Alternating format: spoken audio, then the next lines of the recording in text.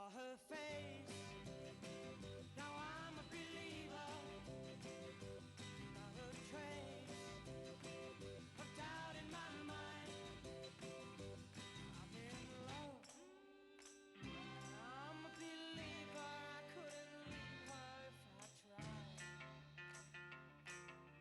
I thought love was more or less a given thing. Seems the more I gave, the less I got. What's the use in trying? All you get is pain. When I needed sunshine, I got rain. Oh, then I saw her face. Now I'm a believer, not a trace of doubt in my mind. I'm in love, I'm a believer. I couldn't leave her if I tried.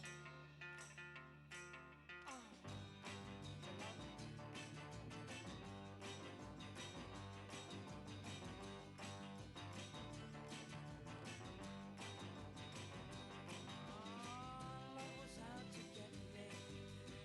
No, that's the way it seemed. Disappointment haunted all my dreams. Oh, then I saw her face. Now I'm a believer, not a trace of doubt in my mind.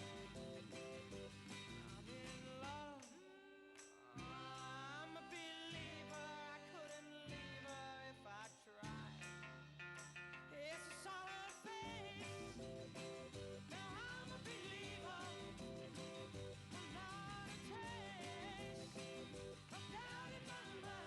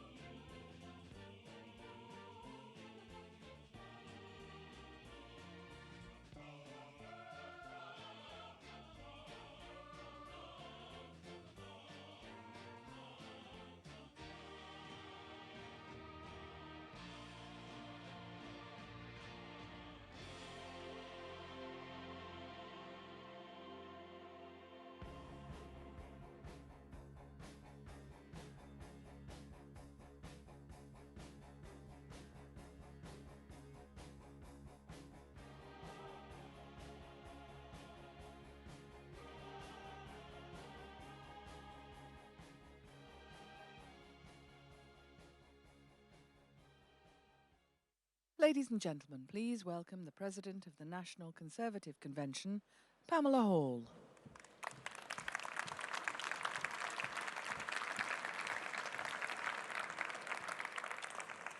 Good afternoon, everyone. Now, keeping our communities safe is the first responsibility of government. Nobody should have to live in fear of crime or violence in their town centres or on their streets or in their own home. Since 2010, Conservative ministers have made vital reforms to our criminal justice system, but now we need to go further. And later, the Home Secretary, Priti Patel, will outline the measures we are taking to crack down on violent crime, including our unprecedented drive to hire 20,000 more police officers to keep our streets safe. And when criminals are caught, the public want to know that proper sentences are going to be handed out. So in our panel discussion, we are going to hear from ministers on the steps that government is taking to make our criminal justice system both tough and fair, including an urgent review of sentencing, which will ensure the public are properly protected from the most dangerous criminals. But first, we have an important session on social justice in action to hear about charities and organisations that do superb work in their communities and how we can all work together to deliver real social change. To begin the session, please welcome to the stage the Minister for Civil Society, Baroness Barron.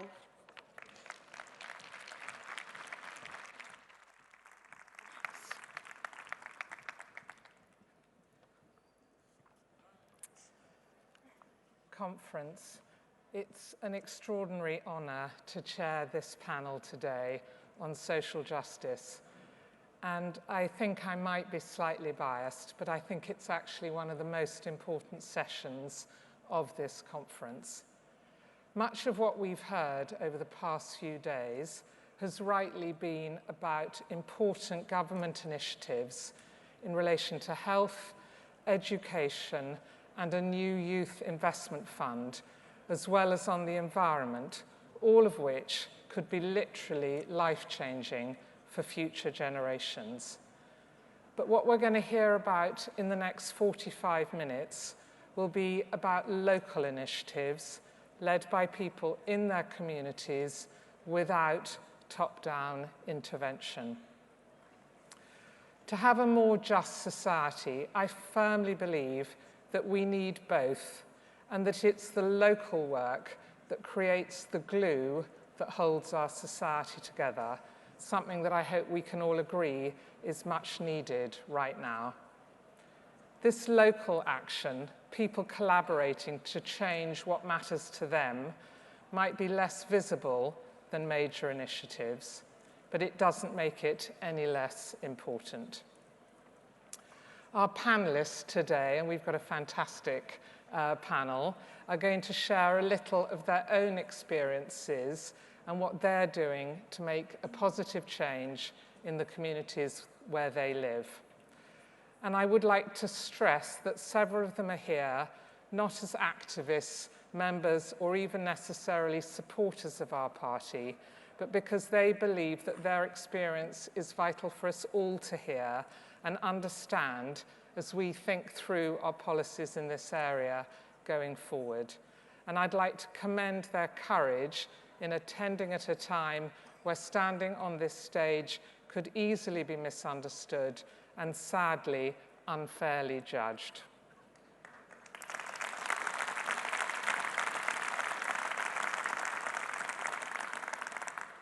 In recent weeks, I've been traveling around the country and talking to a very wide range of people about how we can work to amplify the work and voice of charities, community groups, and social enterprises.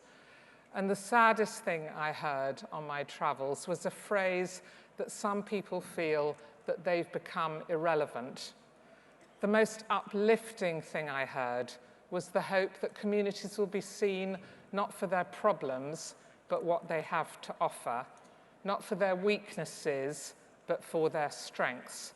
And I know that all our guests will give us practical ideas on how to build on that optimism and help make any sense of irrelevance a thing of the past. All of us have our own personal reasons for being involved in trying to uphold social justice.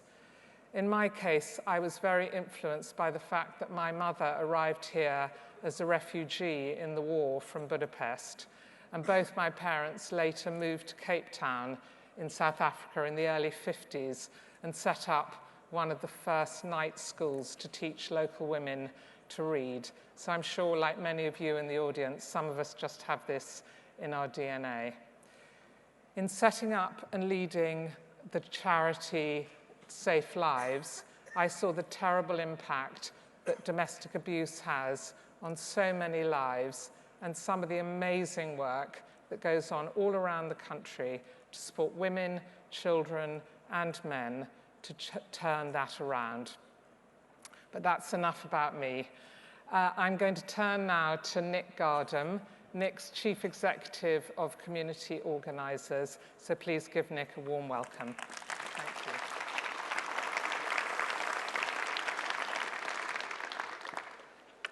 Thank you, and it's a real privilege to be invited here, so thank you, Baroness Barron, for the invitation. Before I share a bit about the work I've been doing at Community Organisers, let me just explain to you what drew me into working in this social justice space. I grew up in a town called Goole in East Yorkshire. It's one of those towns that's going to benefit from the £1.6 billion Stronger Towns Fund. My memories of that town are a sense of solidarity, comradeship and connection. Connections that give people a sense of place and a sense of identity, and I believe is what made that town strong. After university, I became a teacher for 2 years in an inner city secondary school here in Manchester. In my first week of teaching, one of the year 11 pupils that I had was shot dead. This for me was a genuine shock, something I wasn't personally prepared for, and I spent 2 years grappling with the responsibilities that I had within an institution, whilst also recognising that work needed to happen in communities to bring about change from the inside out. And that's how I found community organising. For the last 10 years, I've been working with people across the country who want to bring about change in their neighbourhoods. Change that starts with listening, then bringing people together so that they can build their collective power to act on the issues they care about. Since the end of the coalition government's community organiser programme that trained 500 people and mobilised a further 6,500 people, we set up this organisation, Community Organisers, to be an independent body, to be the glue between all those people. For us, glue gives strength and bonds, and that is what we wanted to do. Give strength to the network of people in it and bond those people together so they could share stories, common ground, and act together. Since 2015, with the support from the Department for Digital, Culture, Media and Sport, we've trained over 3,000 people in community organising, resulting in tens of thousands of people being listened to, often for the first time, and mobilising thousands of people to come together to take positive action in communities. For us, starting with listening is crucial. It enables us to hear powerful and often untold, or at least unheard stories of people's lives. Only then can we start to link groups together, breaking down barriers and building bridges. For example, in Stafford, listening demonstrated a concern around access to good quality food as a result of poverty and the capacity of the local food bank. In response, local people have set up a social supermarket selling fresh produce and other food via FareShare and other local sources. They've welcomed 400 members in 3 months. In Wiltshire, Hannah turned to community organising to tackle problems of rising tension between local residents and homeless people using a communal area for drug use. After attending a training course in community organising, she listened to and worked with her neighbours to hold the local housing association to account. The issues were resolved in 3 months. And in Lambeth, stories from local people after the stabbing of a young person led to a group of women coming together to discuss how they could develop proactive and community-led solutions in place of the direct interventions from local institutions. To address this, a session was facilitated between people, policymakers and politicians called A Space to Think, to hear from local people and explore solutions in a safe shared space. These stories are the common ground that allow people to connect, despite all our defences and all our differences. They also highlight the latent leadership potential in communities that, when harnessed, brings people together to build on the strengths of their communities and tackle the issues they're facing. I think if we focus on this listening, collective power and action, we can lay the foundations for a revolution in hope, possibility and change, to enable people who are often unheard to be heard and transform their communities for good.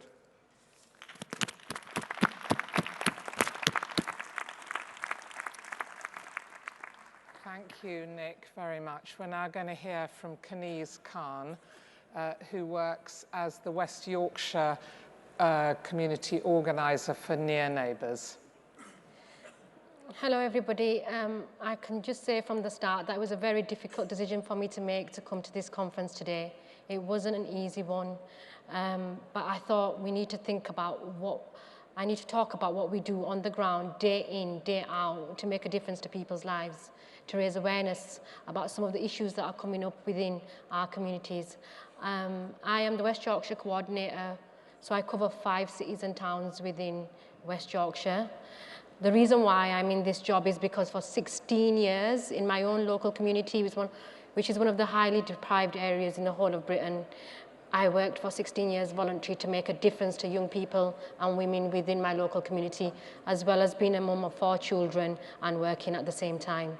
So that's why I'm in this job.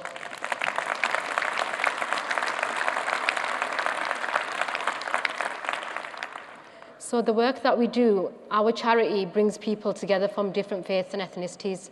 We have 3 different strands of work. The first strand is our small grants, which is £250 to £5,000 that neighbours, community groups, small community groups can apply for seed funding to do work with people from different faiths or ethnicities to build bridges and to bring about peace in their communities.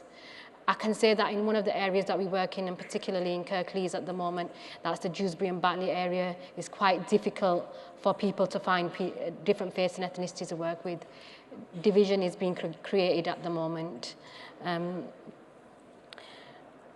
Our second strand of work is our Real People Honest Talk, which is a series of small conversations that we do and where we bring, again, different faiths and ethnicities in the room to talk about things that impact upon them living in the communities that they do. It's quite a powerful form of building relationships, is having these conversations, because we have facilitators who facilitate the conversation, so it's a very safe environment with respectful language and communication that happens within there. And you actually see the relationships build over the 3 sessions that we run. Then after that, we have a big conversation where we invite civic leaders from the council, local politicians, the police, health services, to come and listen to what the groups are worried about, what are their concerns, what's positive about their communities, to see if there is some way they can change the way they deliver their services within their communities to adapt to what they've heard. Our third strand is our Catalyst Leadership course. And in that there is, we have a 4-day Catalyst leadership for young people between the ages of 16 and 30, and that is covering leadership, social media and effective communication, social action, social change, and faith, identity and belonging. Thank you.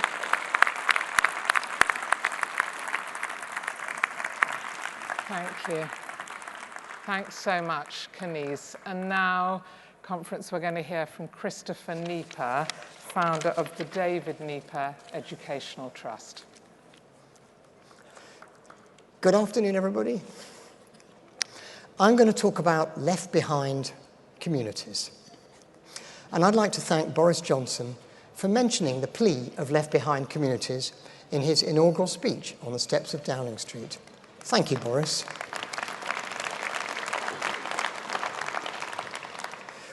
I have worked in a small former coal mining town in Derbyshire called Alfreton for the last 30 years. And my family business employs 300 people there making clothes. That's textiles. And we're one of the few businesses to have never gone offshore to the Far East in search of cheap labour.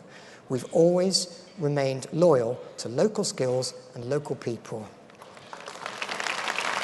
Thank you. Thank you. We've employed them through thick and thin. But I can tell you, I am worried about the next generation. So I went to our local school, and I was horrified to find that it should have 1,000 pupils, but it was only 1/3 full. It had had 5 head teachers in 5 years. The deputy head was in prison for a paedophile case. It had lost its 6th form entirely, and it was in the bottom 2% of the whole of the United Kingdom for its attainment. Imagine that. And that is why left-behind communities get left behind. By the way, Boris Johnson calls them left-behind communities. I think we call them forgotten communities. It's much the same thing, but I know he cares about it. Anyway, I had an idea that maybe the world of private enterprise could get involved in education and support it by putting vocational relevance into the curriculum. And when we had this idea, the Secretary of State for Education at the time, Nicky Morgan, did us the courtesy of turning up on our doorstep. And she said to me, Christopher, you know, if this works, it could apply in any secondary school in the UK. And it could be particularly effective in former industrial towns and seaside towns. And if it would turn around failing schools, then that would be even better. So we set about it. We formed an educational trust. I bought a new uniform for every single child in the school. We hired a new head teacher, and I can tell you now that after 2.5 years, the intake of the school has tripled, and the school is now oversubscribed for the first time in 30 years.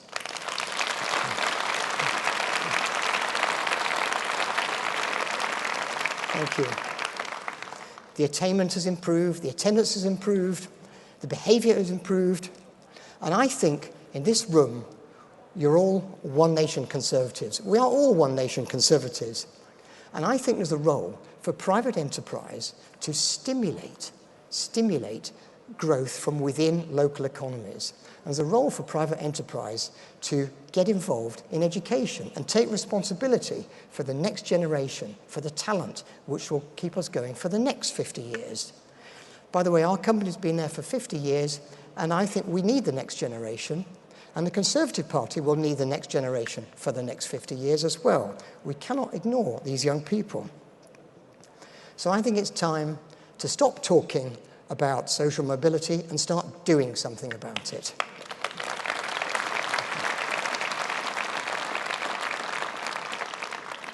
So, Chancellor of the Exchequer, Sajid, is it possible to give some tax incentive to encourage private enterprise to take some responsibility for the communities in which they operate? Because I think this could be expandable throughout the country. And by the way, after Brexit, we're going to need this young talent, aren't we? The Centre for Social Justice, who I'd like to thank for inviting me here today, has identified 204 towns similar to Alfreton with a similar level of deprivation. And that's 5 million people who could work in this way.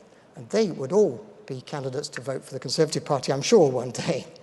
So thank you very much, Boris Johnson, for putting social mobility at the heart of policy. Thank you.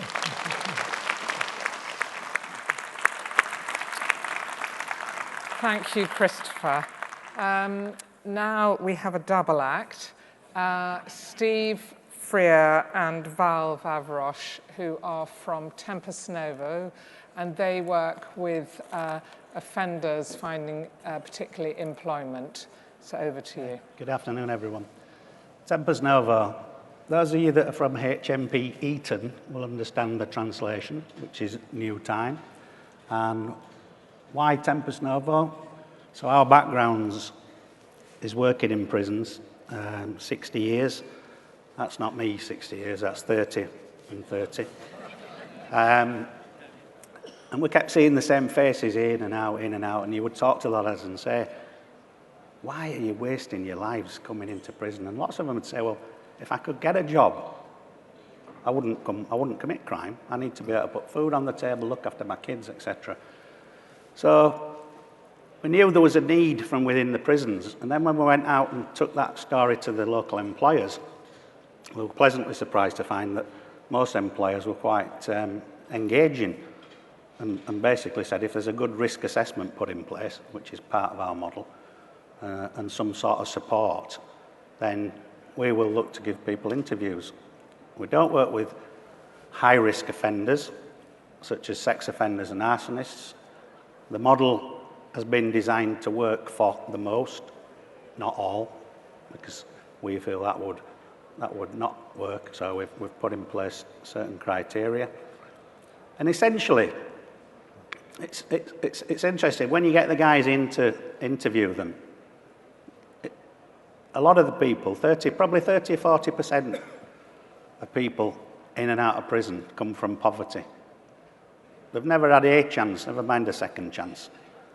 And it's an incredible feeling when you give them that opportunity and they want to take it. They grab it with both hands. They become some of the most loyal, hard-working employees that the employers have got. And as an example of somebody who we've helped, I'll hand you over to Val just to explain. Yeah, by the way, we didn't coordinate like this last night. This was purely by accident. So I'm going to tell you a story of one of the guys, one of the 30 to 40% of the people that we help, and he's called Paul. And one of the questions I said to the lads when they come in, I said to them, how and why did you first get into crime? How can we help you get out of that way of life? And why should we help you? And Paul started telling me a story. He says, well, it goes back to when I was born, Val. He says, because my mum was a prostitute. He says, I didn't have a dad. He said, I didn't know who my dad were. He says, but I'd got 200 or 300 uncles. He says, by the age of 5, he says, obviously I was taken off her and put into care. He says, from the age of 5 to 12, he says, I was sexually abused quite badly. He says, part of that process is they used to come into my room and they used to ply me with alcohol. And what happened then was I became an alcoholic by the age of when I was 12 years old. So when I was 12, I got put back into my mum's care. My mum says, Paul, you need to stop with this drinking, try this. His own mother introduced him to heroin and crack cocaine. I mean, I ask anybody in this audience, if you've got that start in life, where would you be right now? I'm conscious of the time. I will say we've helped 376 of these Pauls back into employment, and only 18 have returned to custody. So our return to custody rate, thank you, of only 4.8%, when the national average returning to custody within 12 months of release is 50%, and within 2 years is 64%. Thank you. Thanks. Okay, good luck.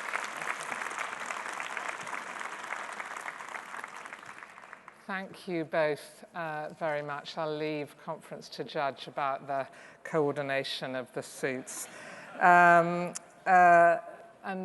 lastly, we're very pleased to introduce Marie Hansen, MBE, from Chief Executive and founder of Storm. Yes, I like to, I have got an MBE, but I accepted my MBE on behalf of all women that go through domestic violence. I am a survivor of domestic violence. I slept in my car with my children. I have 6 children, 8 grandchildren. I slept in my car with my children and I had nowhere to go. I didn't know what to do. So I went into refuge. I went into refuge, and when I came out of refuge, I was offered a job to go to America to start my own business, because I'm an international makeup by trade. But I turned that job down and decided to work with women and to empower women. I started off with 4 women, and now I work with over 3,000 women. I'm 100%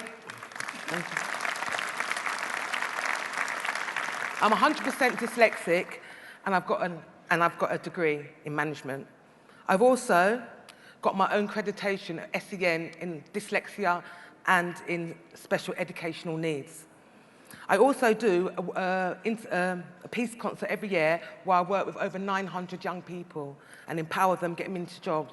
I've just celebrated one of my young boys that's gone into university after living on the streets and getting into gang violence. We also work with other communities and work with mainly with the black young people to get them into jobs into the city. What I would like the government to do is to work with us community leaders, and on the bottom not top-bottom, but bottom-top, because we know our communities, we know what our communities need. We all want to work holistic together to build our community, to build our women, to build our mothers, to build our next generation. That's what we want to do for the government to work with us. I thank Boris Johnson as well for employing a new Commissioner for Domestic Violence. I would like to work with you as well, by the way.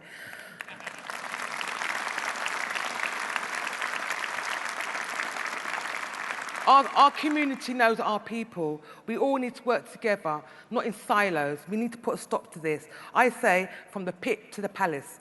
And I want everyone to know that it's nothing in this world that you can't do. It's anything in this world you can do. All my women have gone into work, employment. I've even set up my own AQA, so my young people do not go into the studio and make music. They get a qualification. So thank you so much.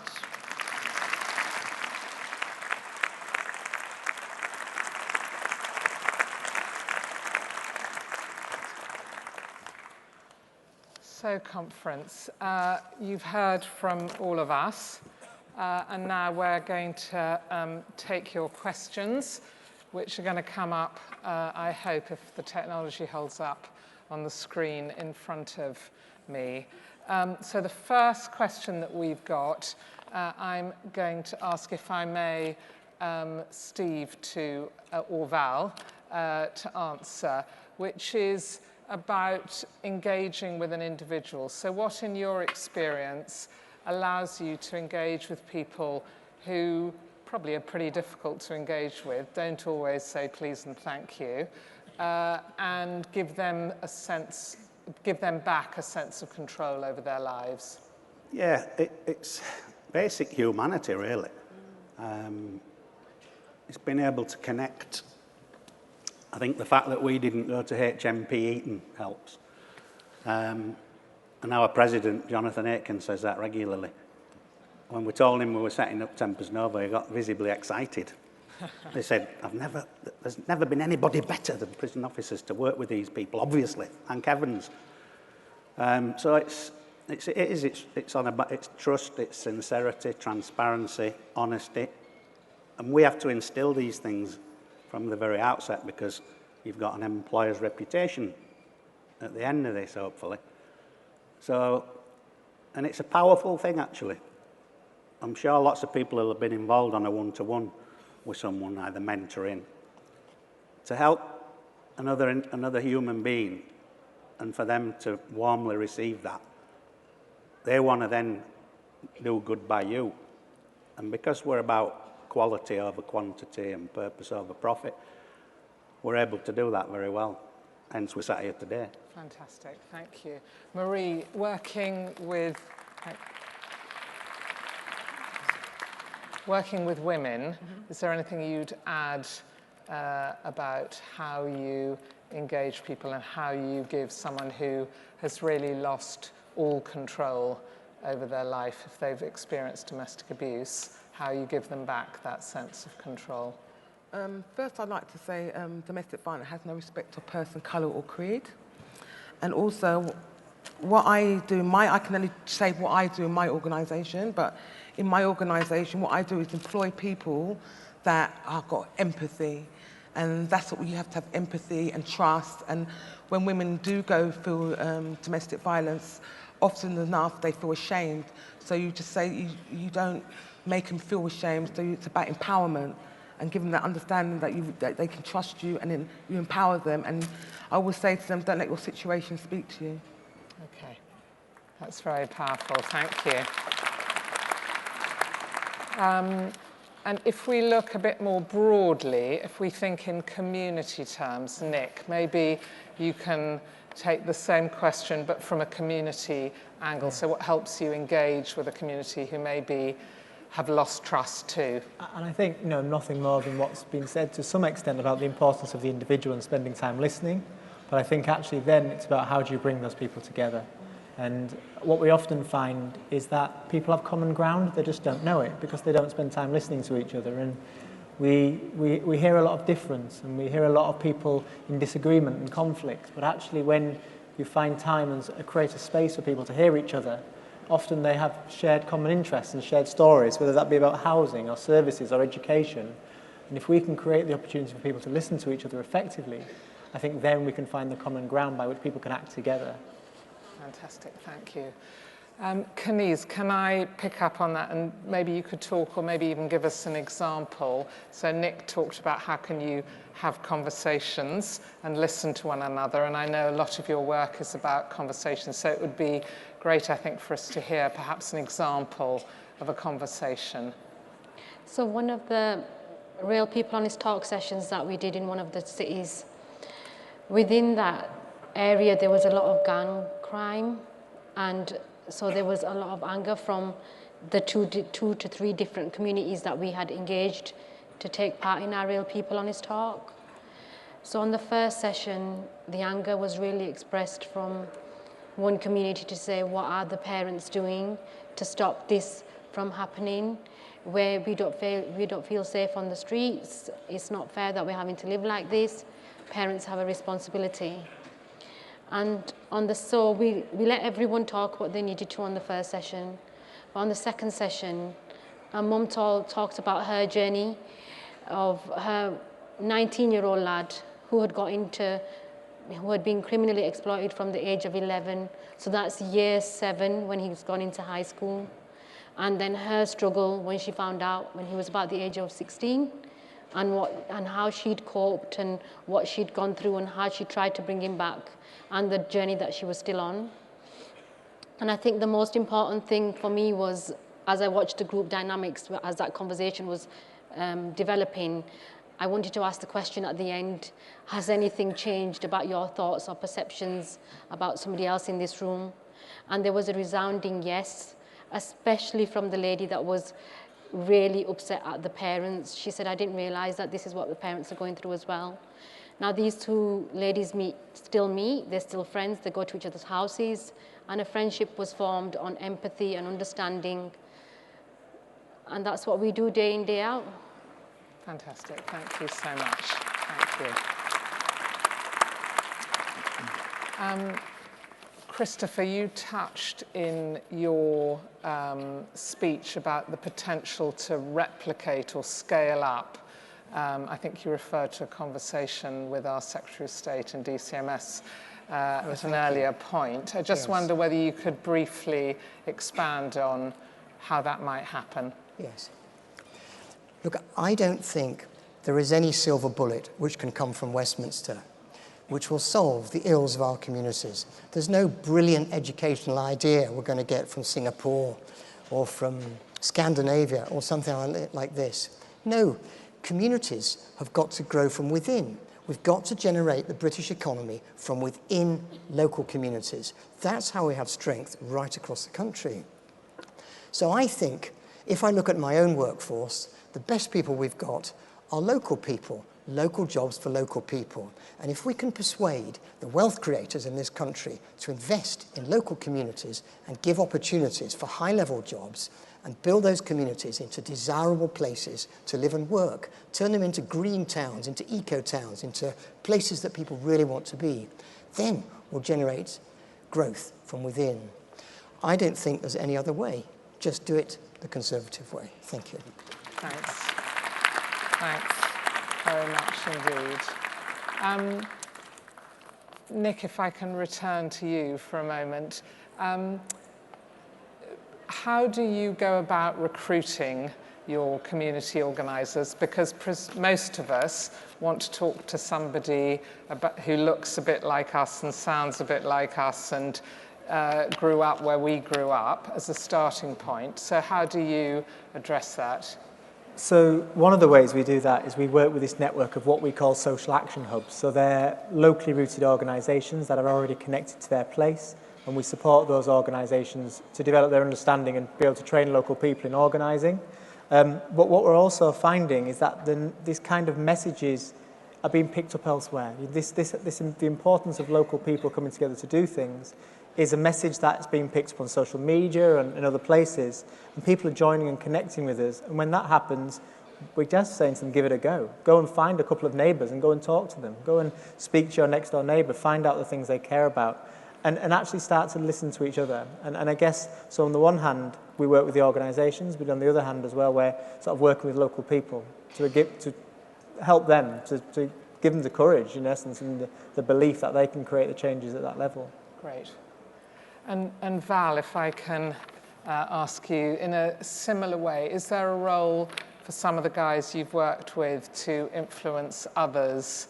Do you work with any kind of peer mentors, or what's the place of that? Yeah, we actually employ, at the moment, an ex-offender ourselves, and one comes voluntary as well. I'll tell you another little story about a guy called Richard who we helped. He was one of the most prolific offenders in Bradford. The police said, "You're working with Richard." Sorry? You're doing what Boris does. So, "You're working with Richard." He says, "Are you mad, Val?" He said, "You don't know he's absolutely chaotic in the community with crime. I want to give him a chance." So we did, and 3.5 years later, Richard's still in work, no offences, and he cost this country on his own, working out with his convictions, £1.5 million in crime. That we know of. That we know of. Richard actually said to me, "Multiply that by 3 or 4, Val, for what I got away with."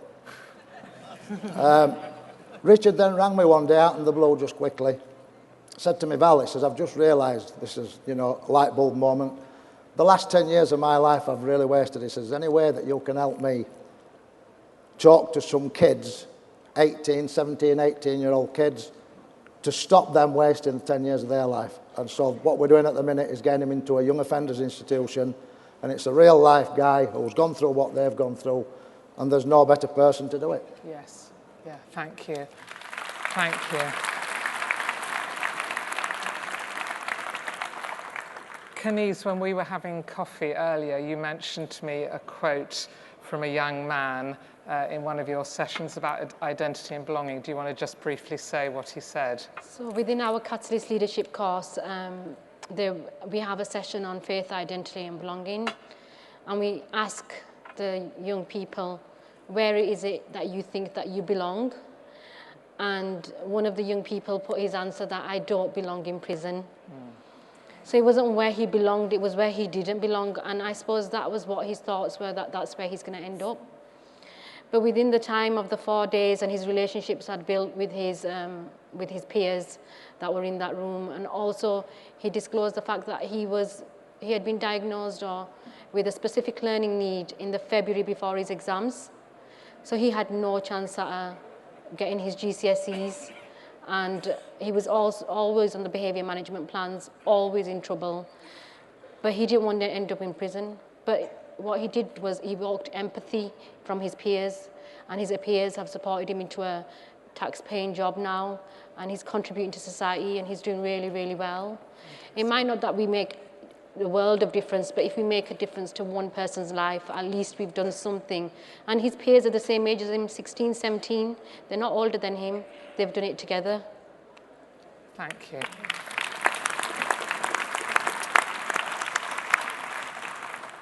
Marie, you spoke very powerfully about bottom-up, not top-down. But when you think about what government can do to support community groups like yours, what are the things that you think we should keep in mind?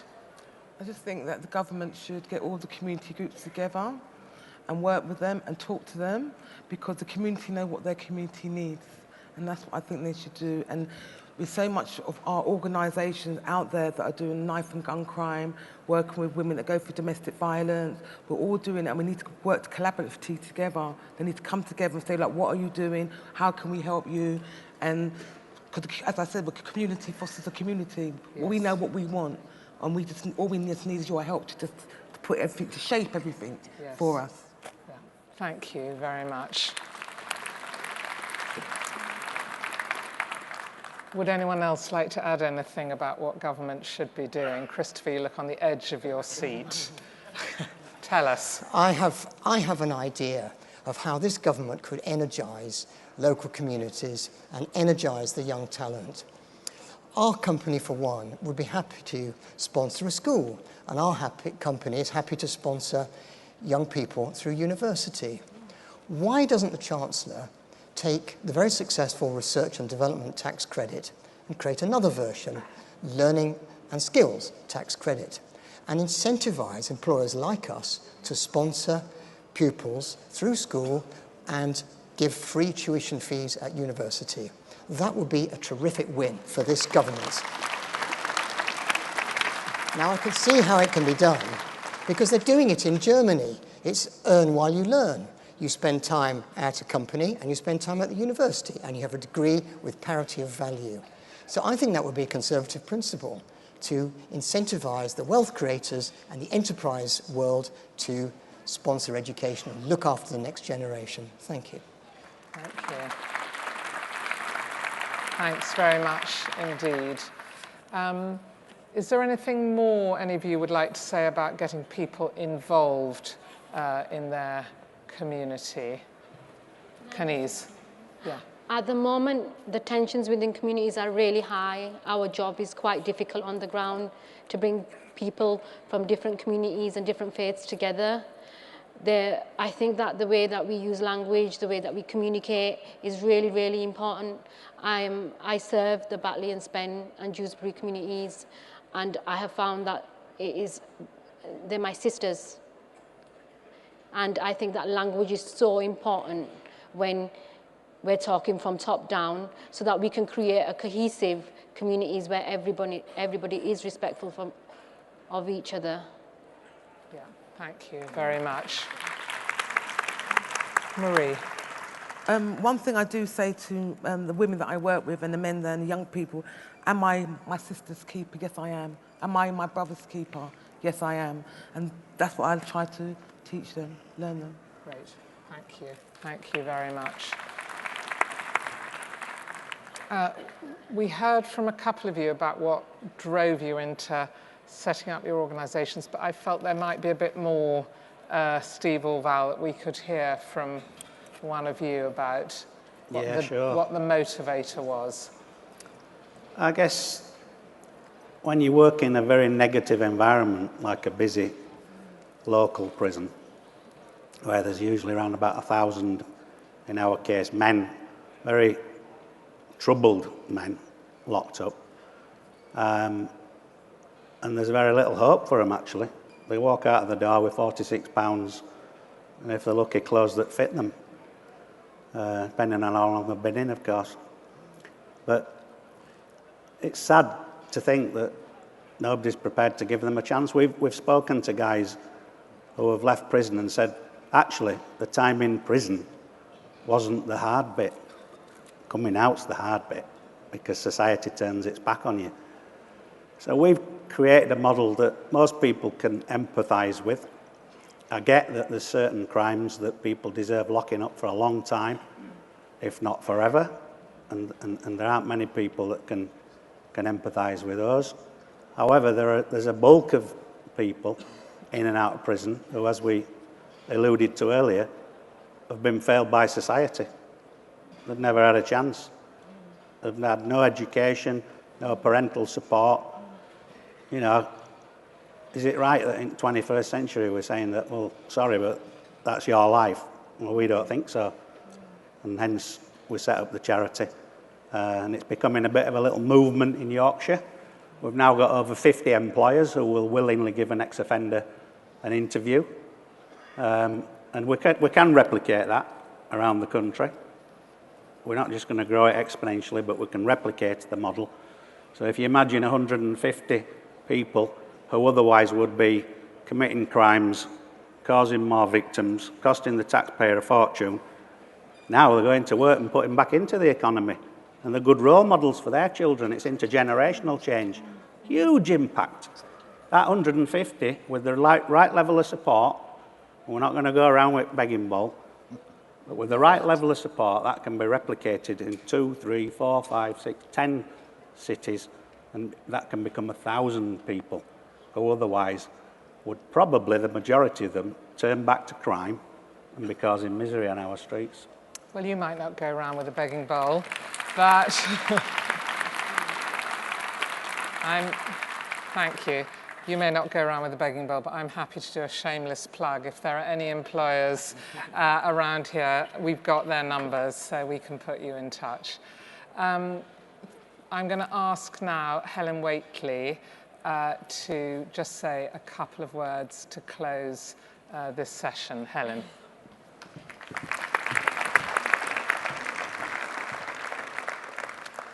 Thank you. That was inspiring.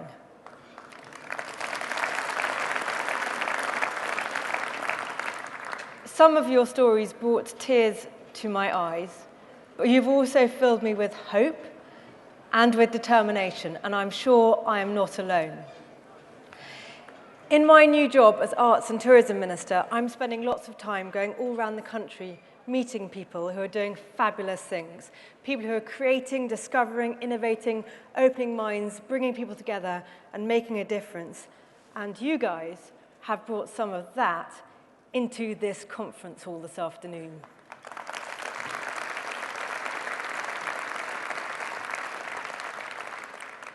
You have shared with us a precious insight into what you do, how you are making things better in the places you live and work in, often some of the toughest places in the country.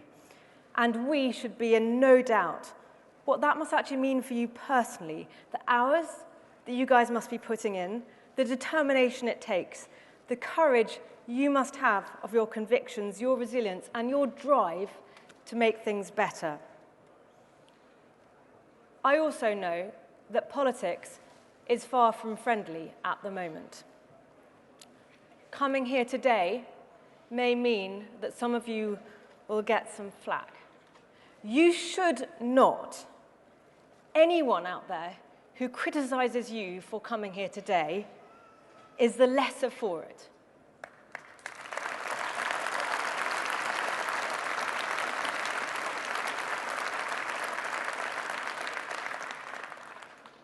But I recognize that you may.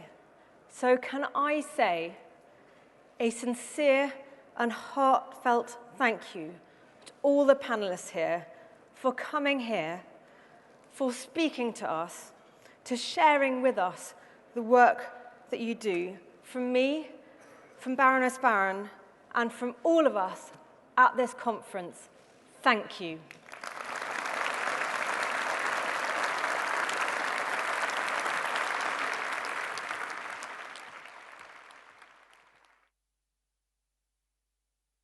Sean was an inspiration for me, you know, and I'm a youth worker now. Sean understands some of what it feels like being a Londoner, that he can be, in my opinion, trusted to look after London. That someone from our community is the Mayor of London. It's, you know, like, it's like we've all achieved something. I grew up in one of the poorest parts of London. I saw people around me get sucked into crime from an early age. My mum did her best to keep me out of trouble. But when you hear your friend has been stabbed to death, you remember it for the rest of your life. That's when I decided to become a youth worker, and when I really saw what crime does to communities. I've seen families devastated by murder. I've seen bright young people end up in prison, and that's why I'm standing for Mayor of London. Watching what was happening to London, seeing the mayor paralysed by the crime epidemic, I knew I had to stand. But we don't have enough role models, like we literally need more of you. London gave me everything, and in return, I will give everything to London to make it a safer place.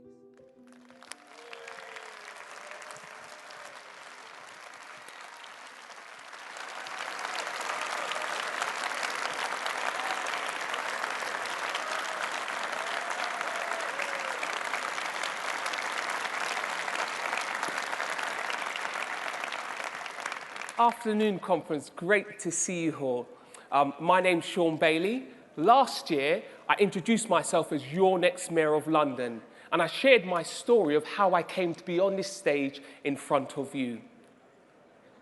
In the last 12 months, I've spoken to thousands of Londoners about what they would like to see to make London a better place to live. And for most Londoners, it's been very simple. They want a mayor who actually does the job. They want to get to work for a reasonable price on time.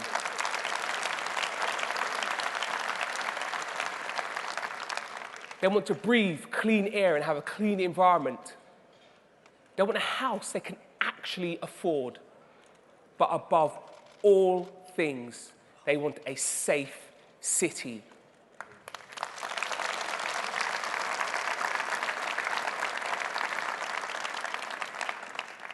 Londoners are busy, optimistic, energetic, ambitious. They want a London that's not in their way so they can get on with their lives. And I could spend all day talking about how the current mayor, Sadiq Khan, is failing them. Since I last appeared on this stage in front of you, there has been over 100 murders in London. There's been 4,000 people stabbed, 20,000 people sexually assaulted, and over 70,000 burglaries. Just last week, we've had stabbings in Croydon, Camden, Harrow, Fulham, Wandsworth. 2 days ago, a stabbing in the place in which I grew up, Ladbroke Grove. And let's be clear, these are real people, real families being torn apart. Every victim is a Londoner that has been failed by the current mayor.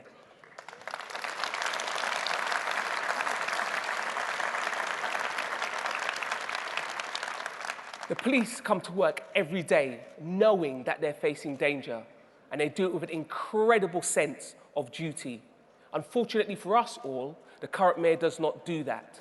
For me, he is the Police and Crime Commissioner of London. But instead of backing the police, he's busy building Brand Khan, throwing beach parties, sponsoring bicycle ballet, plastering his picture all over London in a bid to become the leader of the Labour Party. But again, for me, the clue is in the job title. Police and Crime Commissioner for London. We need someone who takes responsibility. For Sadiq Khan, it's always somebody else's fault, never his responsibility. He's blamed government, he's blamed communities, he's blamed teachers for the rise in crime.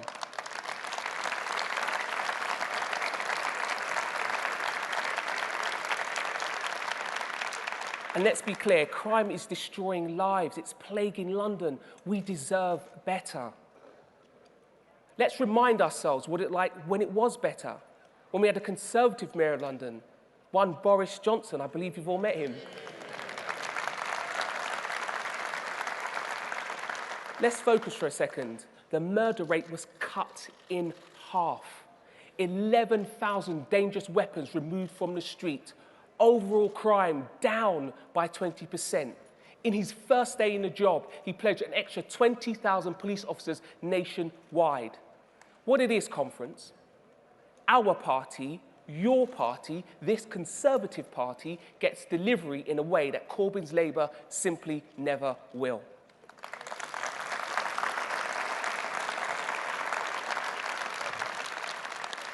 What we need is someone who understands the city, who loves London, who knows what it's like to be there. For you, those of you who don't know me, I have a very London story. I was born and brought up in London, in Ladbroke Grove, living in the shadow of Grenfell all my life. I come from a poor community where welfare was a lifeline, but work was a lifesaver.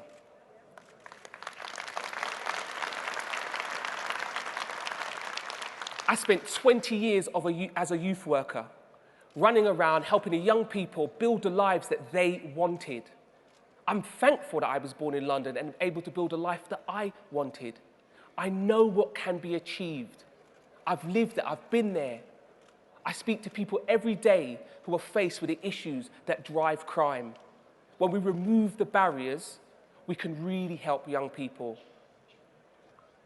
If we protect our young people from gangs, they can avoid crime. If we protect our young people and give them access to work, they have roots out of the hood. If we support families, our communities don't need to struggle.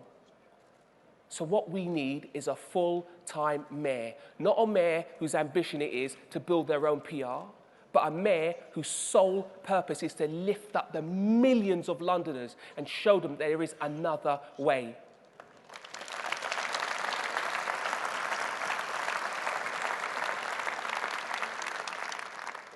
If there's one thing that Sadiq Khan has failed to understand, if we have safe streets, then we have safe schools. If we have safe streets, then businesses will invest. If we have straight streets, then our communities need not struggle.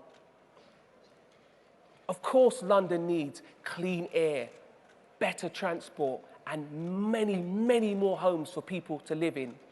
But let's be clear, if the streets are not safe, the capital cannot thrive.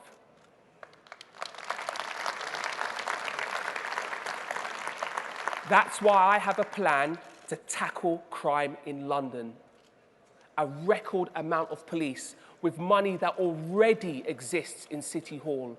A zero-tolerance approach to crime. Mandatory sentences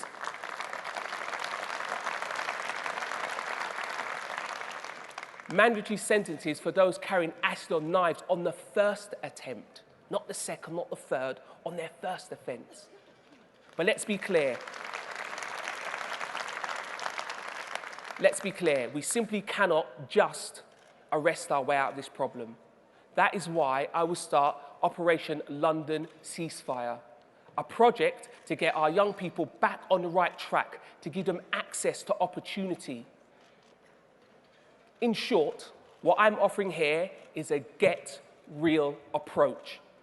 We've got to do something now, not in 10 years' time, now. And as part of that approach, we'll do housing. I've already launched my plan for Housing for London. HFL, do the sign of me, HFL. No, I'm only playing. But it's a serious thing. It will be a City Hall-backed housing developer with a singular focus to provide the homes that Londoners need, where they need them, and when they need them.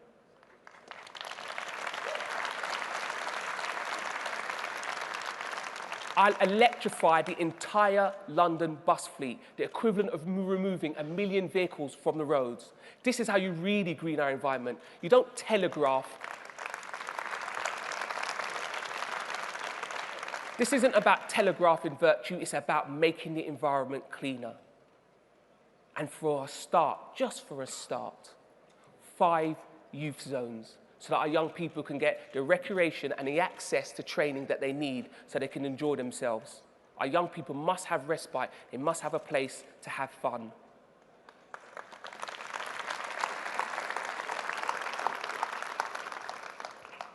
But number one, the first step, the big step, the jumping off point is to solve London's crime emergency. That's why on this stage here today, I pledge to you to spend every minute of every day of the next 8 months making London a safer place.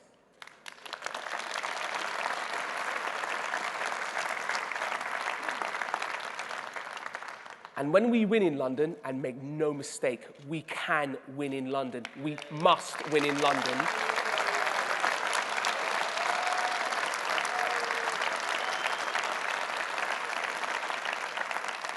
I will work tirelessly to keep London moving. Londoners don't want to think about the Mayor of London. They want a city that works for all. I will give us that. A city that keeps us moving, keeps us safe, keeps us secure, so that Londoners can concentrate on the opportunities that London has to offer.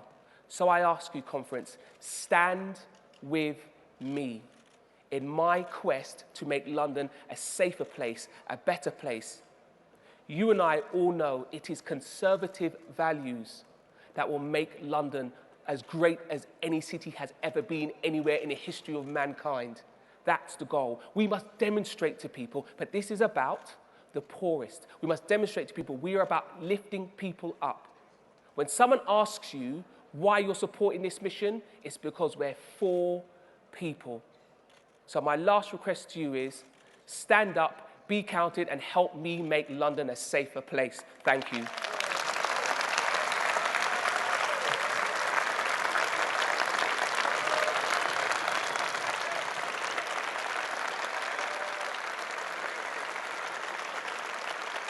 One thing, I have a couple of...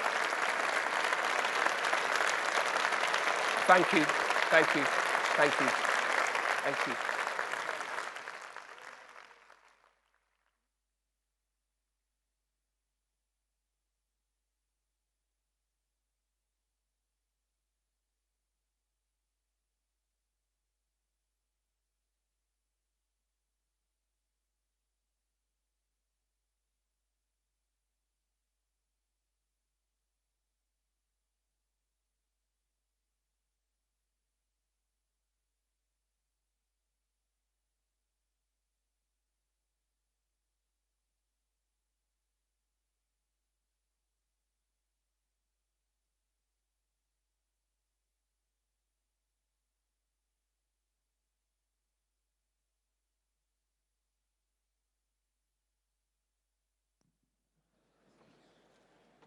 Ladies and gentlemen, please welcome your panel chair, Katie Bourne.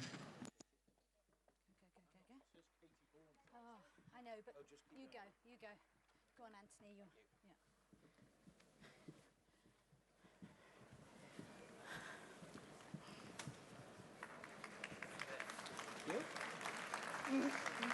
Okay, good.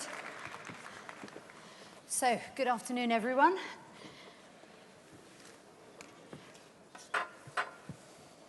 There we go.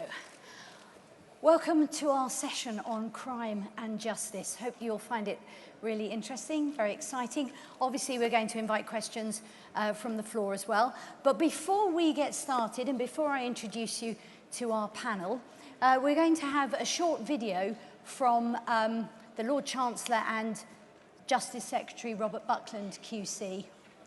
So we're waiting for that, hopefully, to come up on our screens. Good afternoon, conference. I'm sorry I can't be with you in Manchester for this session. One of my duties as Lord Chancellor is to attend the opening of the legal year at Westminster Abbey, so that's what I've been doing today. The opening of the legal year is a great occasion. It's a celebration of the rule of law. Ever since Magna Carta, over 800 years ago, the rule of law has been the cornerstone of our Constitution, and our independent, impartial judiciary is renowned throughout the world. One of the key components of the rule of law is openness and transparency. I've spent a lifetime working in criminal justice, firstly as a barrister, a part-time judge, and then in politics as Solicitor General, Prisons Minister, and now in Cabinet. As a sentencing judge, I've had to make some hard choices. Sending people to prison is never easy, but often it is absolutely necessary. But time and again, over many decades, I have talked to victims of crime who feel let down by the system. Victims who just don't see that openness and transparency. Victims who experience a system that sees rapists getting sentenced to 9 years in prison, but later automatically released after just half that time. Now, don't get me wrong, some form of earlier release has its place in our criminal justice system. It can be used to incentivise good behaviour. But this is not the system we have, conference. There used to be a tougher system, but in 2005, Labour replaced it with automatic release at the halfway point. It didn't matter to Labour if prisoners pose a risk to the public. It didn't matter to Labour if prisoners misbehaved in prison. And it didn't matter to Labour if criminals didn't show remorse. This is madness. But the Conservatives are going to fix it.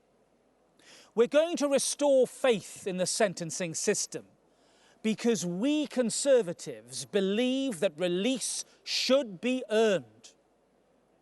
Now, we have, of course, made great strides in criminal justice in the past 9 years of Conservative government, but there is more to be done. And that's why, for the most serious violent and sexual offenders, I'm announcing that this Conservative government will abolish automatic early release at the halfway point. These criminals will be required to serve 2/3 of their sentence behind bars, because keeping the most serious and dangerous violent and sexual offenders in prison for longer means that they won't be out on the streets with the opportunity to commit crime. We owe it to the victims to make this change. And just as it is right that criminals face proper punishment, it is also right that we do our very best to support them to go straight. We need to be tough, but we also need to be humane. Punishment and rehabilitation are not opposites. We have to do both. Now, Conservatives believe in offering a second chance to those who are ready to change, because prisons simply cannot be giant academies of crime. So, we will do more to improve rehabilitation in prison and support our probation services in their vital work to supervise and resettle former prisoners. And we will ask employers to play their part too.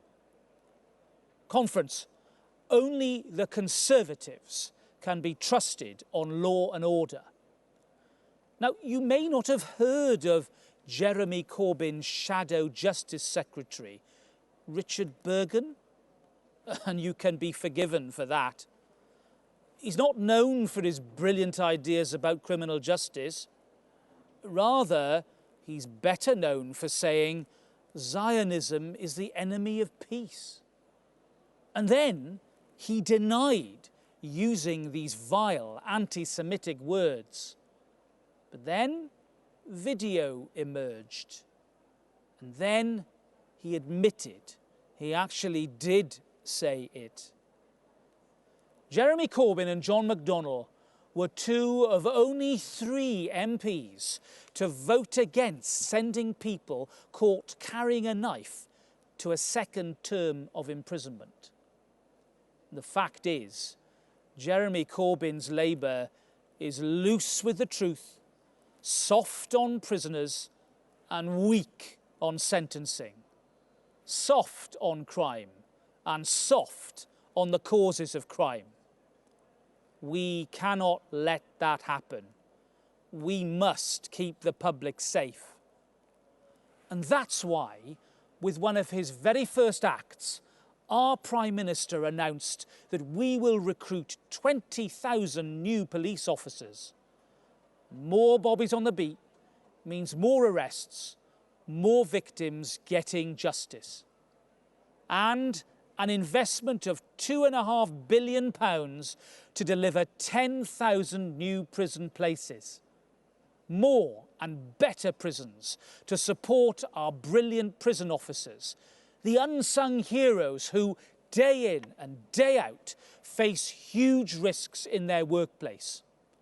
And to help them, we've announced £100 million for new security measures, such as the scanners at Her Majesty's Prison Leeds, checking people as they go in and out of our prisons.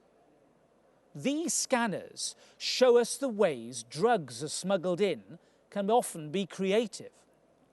When we visited HMP Leeds, the Prime Minister wondered what exactly the small plastic container coming up on the body scanner was. I think we all had something of a Kinder surprise. The PM then wondered about how the small capsule had got to where it was. Now, there's always that moment with a new boss when you're not quite sure what you can and can't say. I did think about explaining, but I knew in my gut that it was a bad idea, much as the prisoner did. But more seriously, Conference, prison is a hugely important tool to tackle crime, but it is not the only one.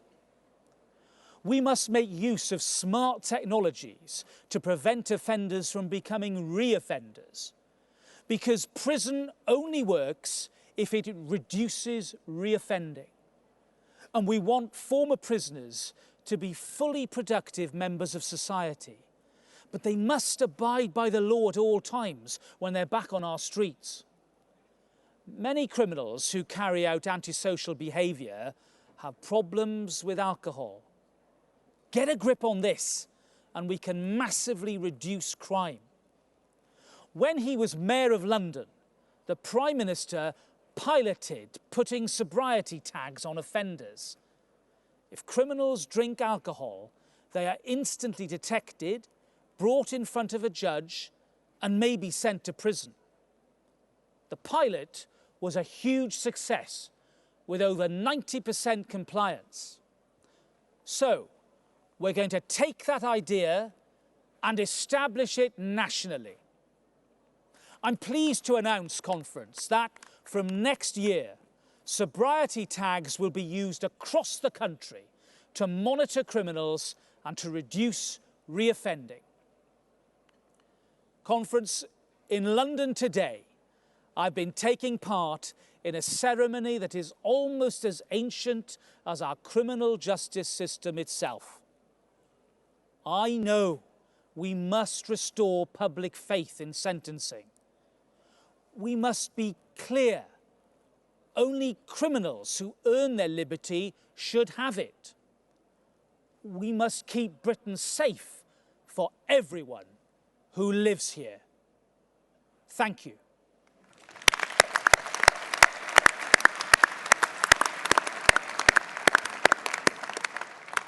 Thank you, Robert. And as you heard, unfortunately, he couldn't be here in person today, but some big announcements there. Before we start to discuss that with the panel, I thought it might be quite interesting for everybody to hear a little bit about the actual people behind the titles here. So I wanted the panel to introduce themselves to you. So I thought I'll start ladies first, if that's all right, Lucy. Would you like to tell everybody your job? You are Minister for Prisons and Probation, but it covers a lot more. And just a quick couple of minutes so they get to know who Lucy Fraser QC is. Absolutely, and it's a pleasure to be here in conference. I am the, as Katie said, the Prisons and Probation Minister. That obviously covers ensuring our prisons are safe and decent places to live and overseeing the very significant probation changes that we'll be making in the future. In addition, I deal with offender health, female offenders, as well as veterans and trans prisoners. And before I was appointed the Prisons Minister, I was Solicitor General, and before that I also held a role in the Ministry of Justice, responsible for courts, court reform, criminal law, family law, and before that I was a barrister. So I've spent quite a significant amount of time dealing with justice matters. Steeped in it. Great, thank you. And Kit, turning to you, Kit Malthouse, you are Crime, Policing and Fire Minister. I am, I Katie. got it in the right This time last year I was Housing Minister, but now I'm Crime, Policing and the Fire Service. Not new to it though. I spent 4 years at City Hall as Boris's Deputy Mayor for Policing, fighting crime in the capital between 2008 and 2012. And I've been asked to come and repeat the job. It's an old beat for me, but I'm very happy to be doing it. My job broadly, I guess, falls into 4 areas. First of all, critically fighting crime, helping PCCs like you and our brilliant PCCs, many of whom are here today, I know, and on the front here, and our candidates, to drive performance on crime across the country, particularly difficult crime types, dealing with county lines, drug dealing, burglary, car crime, violence against women and girls, along with my colleague Victoria Atkins, who's trapped in Westminster today, looking at all those issues. That's the critical thing. Secondly, dealing with the health, welfare, rules, regulations around police officers and indeed firefighters. They're incredible men and women who run towards danger every single day, who need to be cared for, treasured, cosseted, looked after, so they're in a great position to do the job and feel supported by us. Thirdly, the fire service is going through a big era of change, the advent of new technology, looking at what more they can do on prevention, driving fires down across the country. And then finally, the big job for you and me and all the police and crime commissioners will be recruiting those 20,000 new police officers, which is going to make an enormous difference over the next 36 months to fighting crime across the country. Good, and we'll probably come on and chat about that in a minute. Yeah. So finally, the gentleman sitting next to me, and I know conference are going to give you a huge round of applause, is our newly selected prospective parliamentary candidate for Wakefield. Thank you. So, this is Thank you. Anthony Calvert. So, tell us, Anthony, a bit about you. Yeah, great. Well, thank you very much, Katie, for the introduction, and thank you for coming along to this debate. Well, this is an incredibly important debate. It's great that we're talking about a lot of other things than the B word, but the B word is a big thing wherever we go. And in Wakefield, it is similarly so. We've got a 2,000 vote majority to overcome. and it will be great to see as many of you here today on the M1 or up on the Great North Eastern Rail, or whatever it is called these days, to come and help. But with the amazing transport links for Wakefield come huge problems and huge concerns. And Wakefield has, over the last 5 or 6 years that I've been the parliamentary candidate, I was there in 2015 and 2017, Wakefield has experienced a real decline in its town centre, in the way that the city operates. You may have heard the term broken windows. It is certainly something that we are seeing more and more, and a local authority, a Labour local authority, that is not getting to grips with it. So I'm very, very pleased to be here to be able to discuss some of these really important measures on ensuring that we can increase the police presence, increase the amount of activity in places like Wakefield to really start doing what I want to see Wakefield do, and that's be that amazing cathedral city that it should be. So, thank you. As you can see, we've got 3 people very representative of sort of the start on the doorsteps and where the crime really happens and affects us all, through to policing and crime, and then to Lucy's at the other end of the prison bit, which brings us nicely back to Robert's speech. Obviously, a couple of big announcements there, but the one I wanted to talk about first was the ending of the automatic early release scheme. I mean, why are we doing this, Lucy? As the Lord Chancellor said, it's really important that when a victim comes forward, that victim generally goes through quite a lot of pain in reporting their crime, reliving their crime through court, especially for some particular offences, sexual assault cases, rapes. They go through all that trauma. They have a court hearing, and then they get justice with a sentence at the end of it. And they're relieved, and they get the sentence. And let's say the sentence is a 10-year term, and they feel like justice is done. And I don't think the public appreciates, and those victims appreciate, that that offender is automatically going to be released after 5 years, not 10 years. So what we're doing and announcing today is ensuring that we have transparency and trust in our judicial process, that when sentences are handed down, people can have faith in the system, and people will get the punishment and justice that they deserve. So I suppose the next question would be, you know, why don't we keep them in for, if it's a 10-year sentence, why not keep them in the prison for the full 10 years? Why release them after 2/3, as is being proposed? It's a very good question. But when I go into prisons, I see people who have been in there for a long time. And being in prison, you have a lot done for you. Sure. Hopefully it's with you, and not to you. But you have a regime that operates. And people who are in for quite a long time need to learn how to get back into the community. They need to be rehabilitated. We have a lot of great programs in prisons in terms of improving people's mental health. We have great programs in terms of literacy and numeracy. A lot of prisoners, over 50%, have a very low reading age, about the age of 11. They haven't had jobs, they don't have skills. We need to ensure that these people have the skills to operate well on the outside, and we need a period of time to allow them to adapt to being in the community. So when they're released after the 2/3, they don't go straight back out into the community. They'll be on licence, and they'll be subject to a number of conditions. And the probation service will be managing them and making sure that they are safe to live in the communities, monitoring their activity, making sure they don't commit further crimes. And we need that period towards the end of the sentence to ensure that they can be released fully and independently back into the communities. And so that's an important period of time. And if they commit a further offence or they breach their conditions in that period, we have the ability to recall them back to prison, and then they will obviously serve their sentence there. But that is an important part of the sentence. So a more phased approach. I don't think people realise that they would originally just get released and there was no risk assessment done at all. So out they would come, and that would be it, no way of monitoring them at all. So I'm going to be a bit cheeky and ask you the next question. What's to stop judges from then just giving shorter sentences? There's very, very clear sentencing guidelines.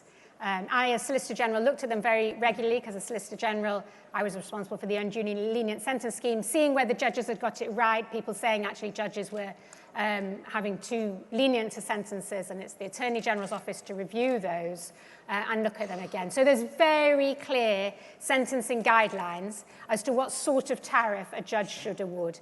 Those won't change. So we shouldn't see a reaction to this at all from judges. Those sentencing guidelines, which already exist, will continue to be followed by the judges. Okay, that's reassuring to know, I think. So I've probably done enough of cheeky questions here. I won't get away with any more. So, Kit, turning to you. I mean, the other big announcement there from Robert was around the sobriety tags. Yeah. And I know you know probably a little bit about those. Quite a lot. So this is today is a red letter day for me because it's the end of well, hopefully the start of a great result, but the end of 9 years of campaigning. 9 years ago, I was Deputy Mayor for Policing in London, looking for a solution to alcohol crime in the capital, which generates about 15 times as much violence as drugs do, actually. And I met an American criminologist who introduced me to what they call 24/7 sobriety in the States, which was just getting going in South Dakota. And it seemed to me like a really intuitively great thing to do.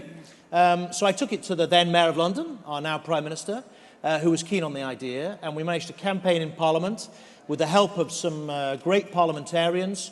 Michael Ellis helped us as a backbencher, Matthew Offord, then in the House of Lords, Anne Jenkin, who some of you might know, runs Women to Win, helped us get it onto the statute book. And we ran this fantastic pilot in Croydon, 90-odd% compliance, as Robert said, and it's been enormously successful. But since then, we've kind of pushing, hoping that it might be taken up across the rest of the country.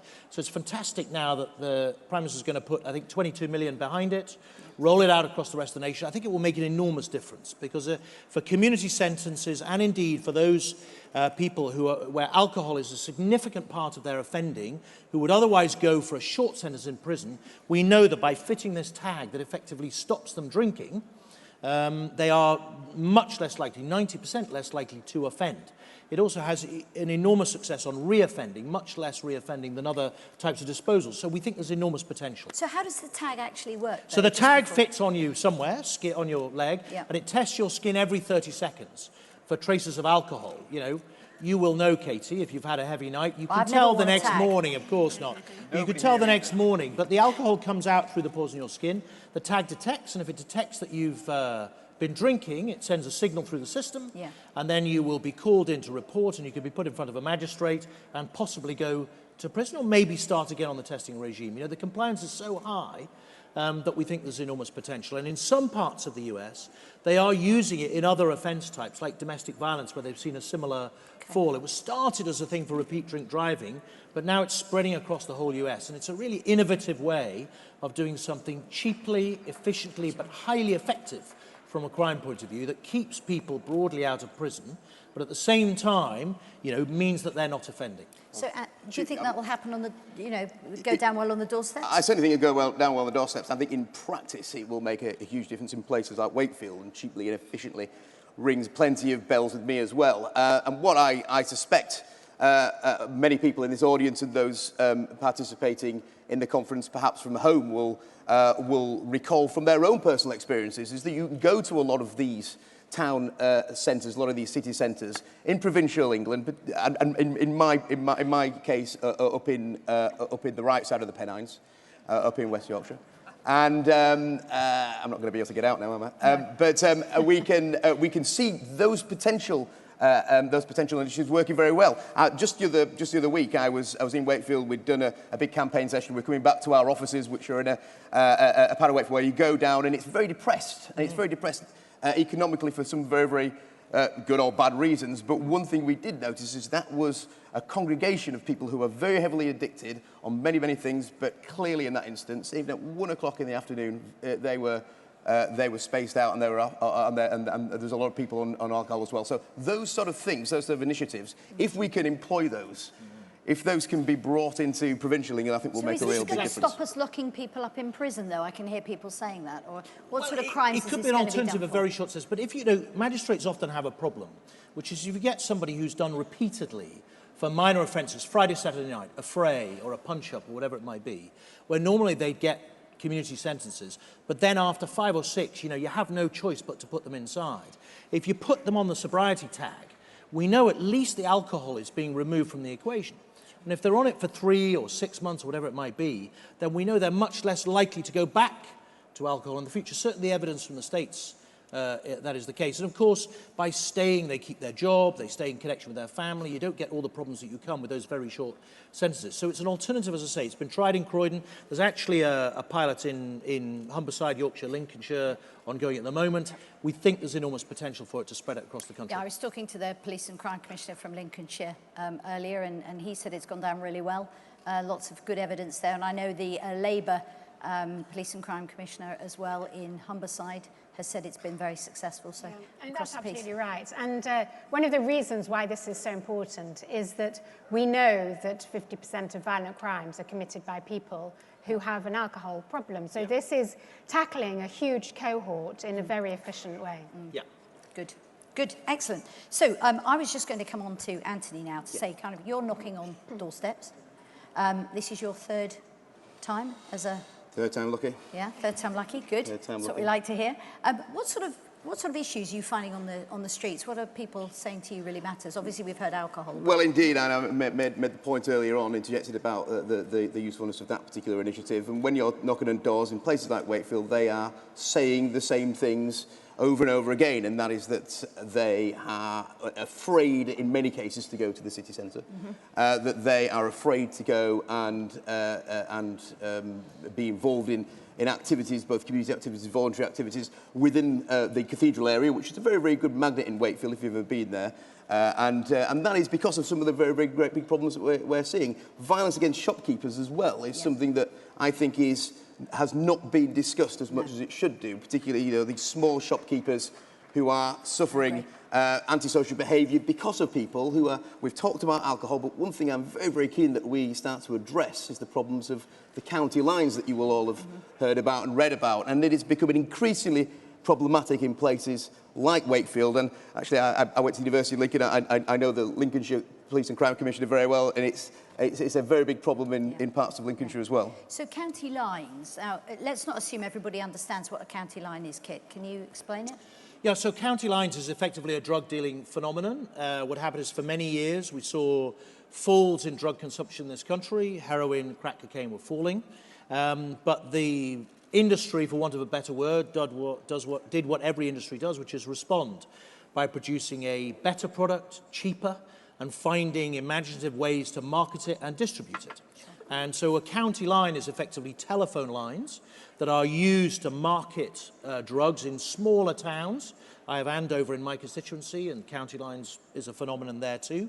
And then using young people who are trapped into a life of gangs and crime, often pulled in by drug addiction, being used to transport the drugs and deal them in those smaller towns outside the big metropolitan areas. Now, I've been given a strict instruction by the Mayor of London, not Mayor of London, there you are, Freudian slip now, Prime Minister, that county lines... Mayor of London, exactly, he's the best one. Always will be Mayor of London, that it has to be rolled up. He wants this phenomenon ended. You'll hear something from it about it from the Home Secretary later on. But in truth, there's lots that we can do, right? First of all, we have to get into the business model, right? This is a business that can be disrupted.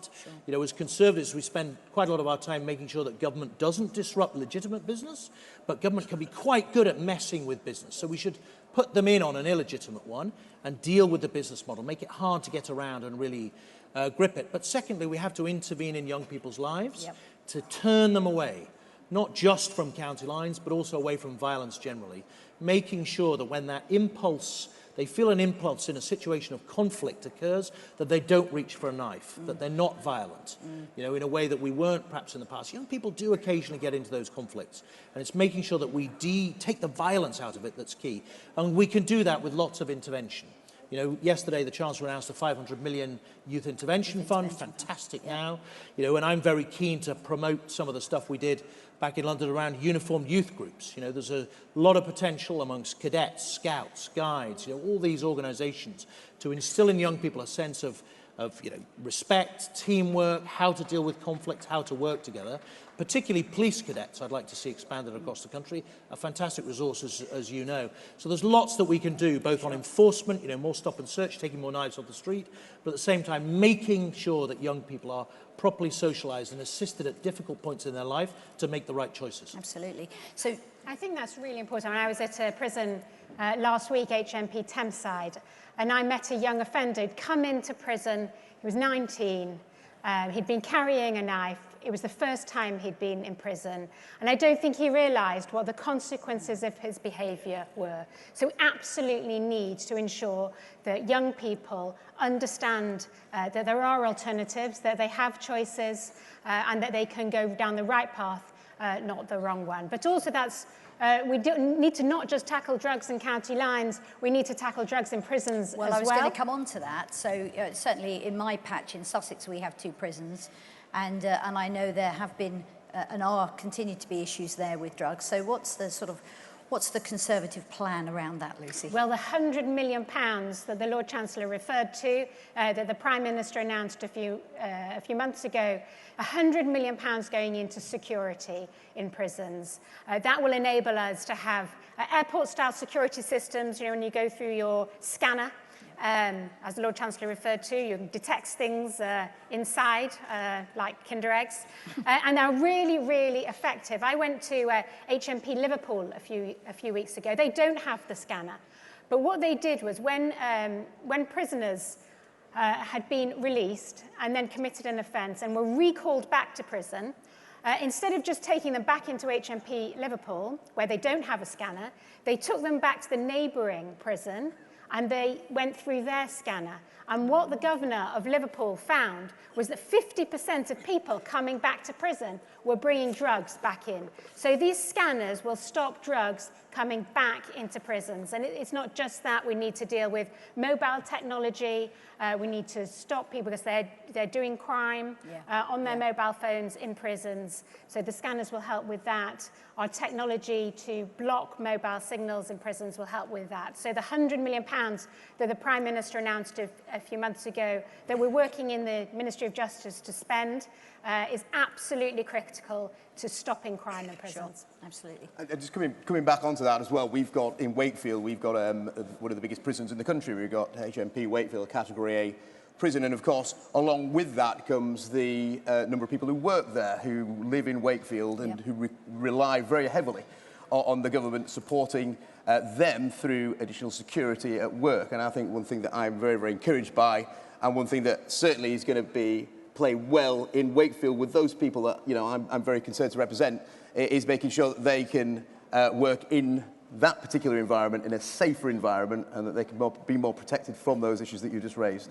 But just finishing the point on the drugs issue, if I may, because it really is something that that affects so many people, and it's worth pointing out. I think the Lord Chancellor made a very good point that that those who are users are the real victims, and the rehabilitation of those is so very important. Those who deal and peddle, they're peddling misery. They're the evil of society. And I'm really, really encouraged with the 10,000 additional prison spaces. And I'm very much hopeful that we can get into finding who those real bad uns are, take them out of society, and that will very much help the rest. Yeah.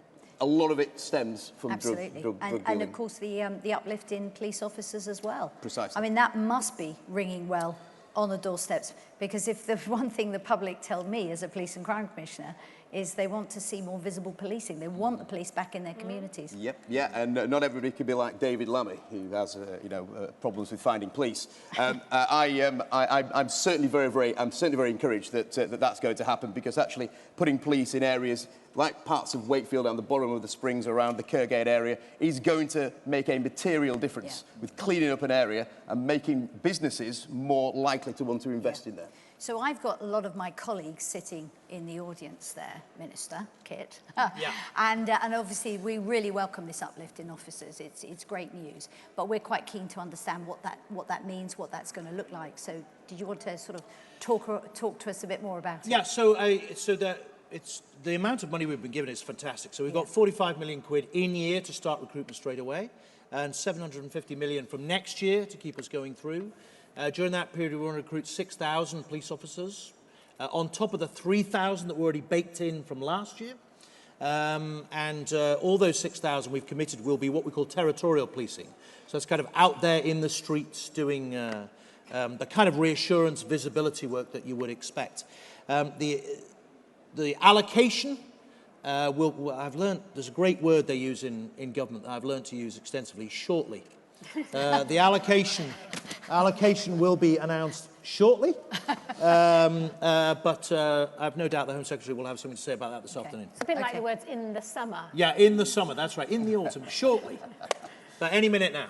Great. So I've got some questions coming in here from the audience, and I was just having a look to see which ones to ask and who to go to first. I mean, one of them here, obvious one, will the extra police numbers really make a difference? Yeah, I think they will, because one of the conversations that I've been having with police and crime commissioners and with chief constables is that the 20,000 are coming with an ask. They're coming with some governmental asks around performance, not least around violence, particularly, murder, where we've seen numbers rising, sadly, over the last couple of years, lots of it driven by drugs, around acquisitive crime, burglary in particular, car theft, which is rising after many years of falling, rising again. Violence against women and girls, you've seen in the media recently, lots of controversy about rape and convictions and detection of rape. We want to see some movement on that too. So there's a conversation that needs to be had with the whole policing family about what the demand is, if you like, for these 20,000, because, policing numbers are important, but it's not just about numbers. When we last saw knife crime spiking in London, it was when we had police numbers at an all-time high. So it's very much about priority and what they're doing, and that's what we want to talk to PCCs about. Good. Can I just come in on that, Katie? Yeah, because there's a really important point about the fact of what this government has recognised, which is really important, is that you don't just look at one department. When you make a change in one department, there are consequential changes that you need to make in another. And I think what the Prime Minister has done is looked at the criminal justice as a whole. And so we've got 20,000 new police officers, but it doesn't stop there, because if you catch more criminals, you have to take them to court. So we've also seen an announcement of £85,000 for £85 million for the CPS. And we've seen, once we've caught them, they've gone through court, they've been prosecuted successfully, we've seen the investment into the prisons and security. And taking this holistic approach to government, I think, is really to be welcomed. Yeah. I mean, one of the questions here, Kit, but I think you answered it, was what are we going to do about knife crime in London? So look, we've got, just before we get there, Kate, we've got a whole row of PCCs here. Yeah. Calling out for investment in police. Would you give them a round of applause, Tom? Well, this is exactly what we're getting. So, I don't know what you call a collective of police and crime commissioners. PCCs. Maybe a cell. But just to reassure everybody, the investment that we're seeing in police numbers, the rise of 20,000, will be the biggest expansion of the police ever. It will be a huge rise, and people will feel it quite quickly on the streets. Apart from the pure numbers, we also have to make sure that we invest in police welfare and safety. Yeah. So it's critical that officers feel that we're behind them, that we support them, that they have everything they need to keep themselves safe when we ask to put themselves in danger. So what are we going to do? Well, there's lots that we could... I don't want to preempt what the MC's going to say, but there's lots. And both of us are committed to this idea of officer safety and welfare. Yeah. Right? It's a really tough job. It's a fantastic job being a police officer. We hope that lots and lots of people will apply for it.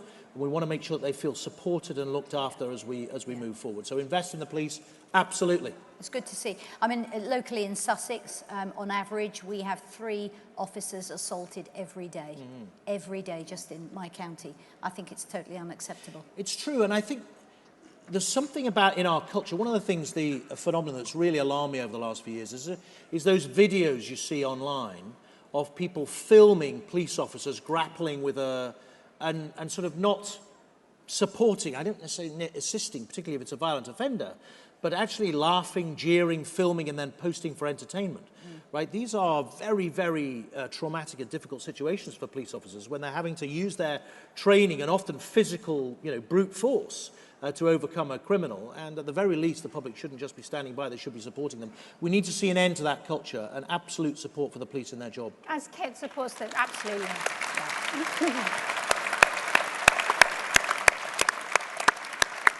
I think the police do an absolutely fundamental and important role. But I would also like to give a shout out to the prison officers.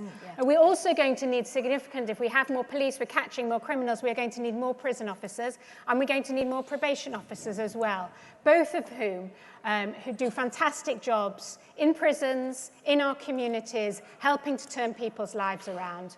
And they also, we welcome any applications for those positions. They too need to be supported. We're competing to recruit people, yeah. So this is very close to my heart, and probably not a question, but more of a statement. Somebody's just said here, please introduce proper mandatory custodial sentences for anyone who attacks police officers, prison officers, or NHS and A&E staff. So, this is, well, emergency workers. I love being in charge of the questions. I would shout out as well for firefighters, who too often come under pressure too. I agree. So, and parliamentary candidates. Yeah, and parliamentary candidates. What, let's change it slightly. So, Lucy, do you think our prisons are safe enough? And what, if not, what can we do more to keep them safe? We've talked about that 100 million investment, but prisons can always be safer. And so what we need to do is increase the security, which we are absolutely doing with the £100 million investment.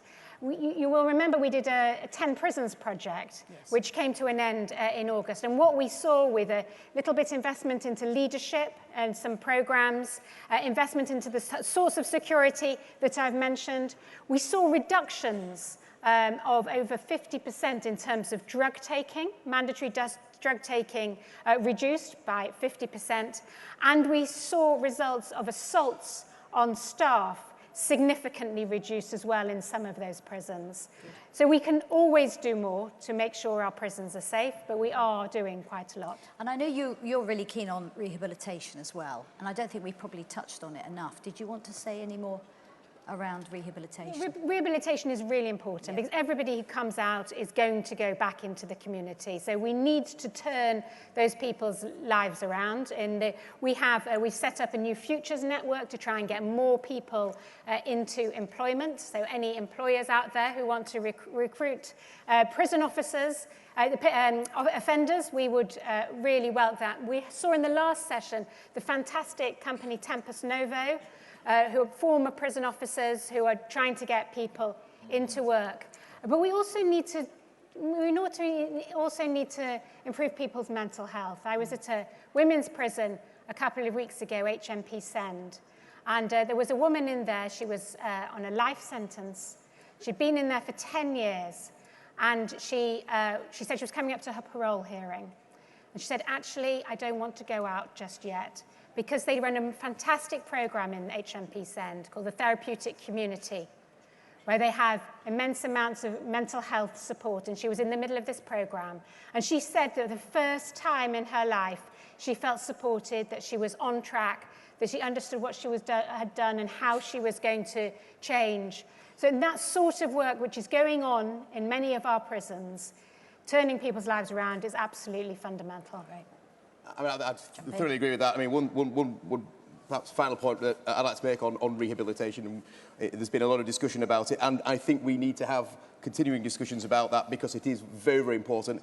If people coming out of prison and aren't properly rehabilitated, I mean, the disincentive for them to go back, to stay out into the community and stay within, if you like, functional society is far less. And you know, you and I and everybody around in this auditorium, you know, we're not going to break the law. We don't want a criminal record because it's going to affect our everyday lives. But of course, people who go out and haven't had that rehabilitation, it's a less of an incentive for them to do that. And it creates a problem for the police. I mean, we have too many people who are effectively doing a life sentence in instalments. Why they're going in and out and in and out, and the police arresting them, it becomes a rigmarole. And that's the kind of system change that Lucy and I will be working on to try and, you know, break that cycle and get people onto the straight and narrow for good. Yeah, I met a gentleman actually in a prison recently, and he was about to be released. And I always say to prisoners when I meet them. You know, did getting a custodial sentence make a difference? And, you know, how's your life going to change when you come out? And this particular gentleman said to me, absolutely getting a custodial sentence made a difference. If he had been given an order in the community, he wouldn't have stopped reoffending. So prison does work as a deterrence in that respect. But secondly, he said he too had been on a course in the prison. And he said, I recognize now I made the wrong choice. And I recognize that I can make better choices. And when I go out, I'm going to make better choices. Brilliant. Good. So we've got less than a minute before the Home Secretary delivers her speech. And the panel don't know I'm going to ask this question. So this is where you see the beads of sweat appear on their brow. If you had one word to sum up your job at the moment, or why you want to be the MP for Wakefield, what would that one word be? Go on, Anthony. Passionate. We like that one. You've got to be passionate to be in this, and it's very important. Okay, good. Lucy. Challenging but inspirational. The people I deal with are extremely inspiring. I'm glad you're not a mathematician. I think that was more than one word. I'm a politician. Politician. Kit. Grip. We It's time like to grip that crime. one. We like that one. Good. And by the way, can I just say, I don't want to lose this opportunity. Those of you who have relatives, nieces, nephews, brothers, sisters, sons, daughters, grandchildren, who want to be a police officer, we are hiring. Yes. And Ladies and gentlemen. Prison officers and probation officers. Ladies and too. gentlemen, please join me in thanking the panel.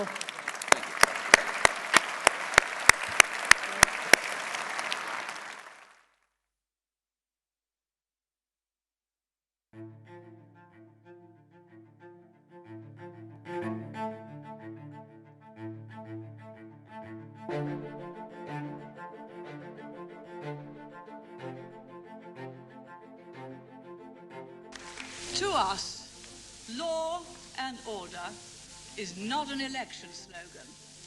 It is the foundation of the British tradition. The government is playing its full part in the fight against crime.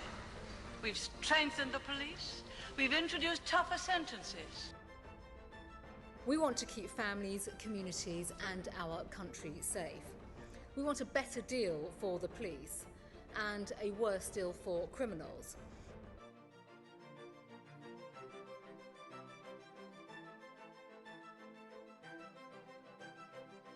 Policing safe streets is the absolute bedrock of society. The public needs that confidence that comes with seeing, say, a neighbourhood team, a police officer out on the streets. My job is to make your streets safer. I'm going to go in with another 20,000 police on the streets, and we start recruiting forthwith.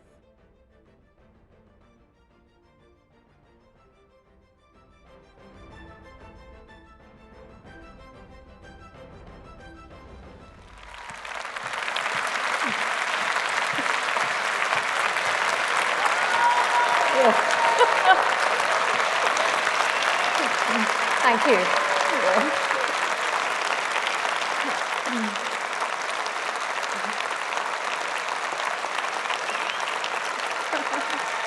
Thank you. Thanks. Thank you.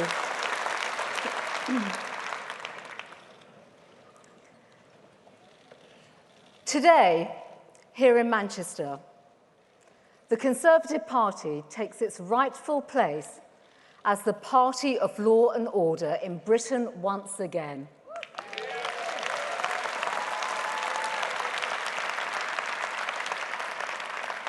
We stand with the brave men and women of our police and security services.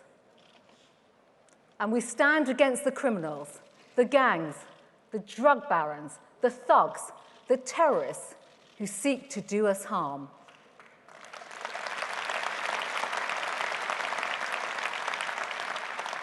And we say that proudly and without apology, as the party that has always backed the forces of law and order, and we always will.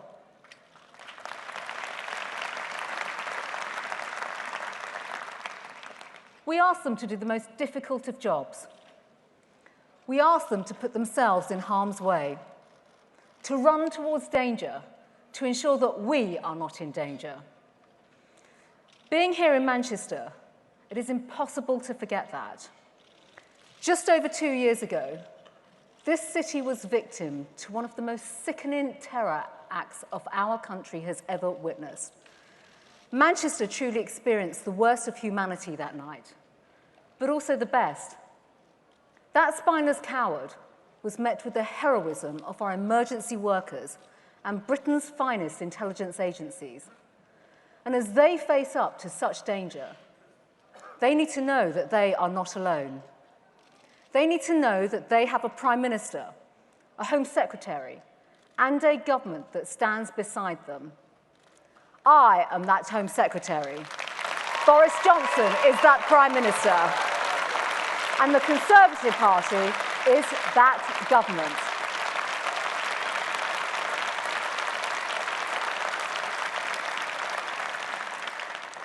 One of my first acts as Home Secretary was to start recruiting 20,000 new police officers, giving them the strength that they need in numbers, giving them new and immediate funding, and supporting and equipping them with the powers they need to keep us safe, including lifting restrictions on emergency stop and search powers for all forces across England and Wales.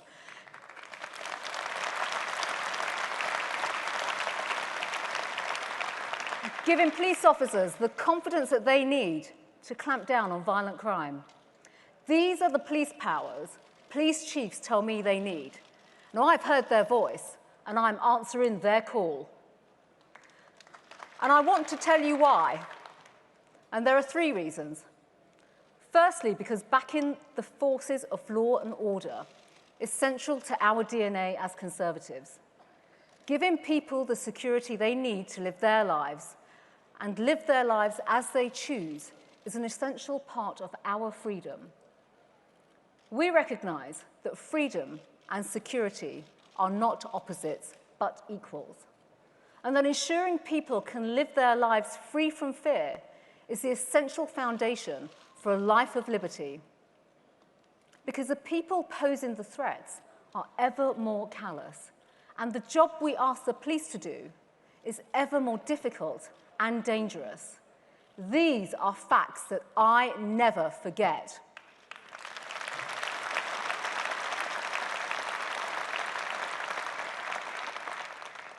Almost every day, I pass the gates of the Houses of Parliament. There stands a memorial to P.C. Palmer, killed in the line of duty on the 22nd of March 2017 during a terror attack at the heart of our democracy. His sacrifice will never be forgotten.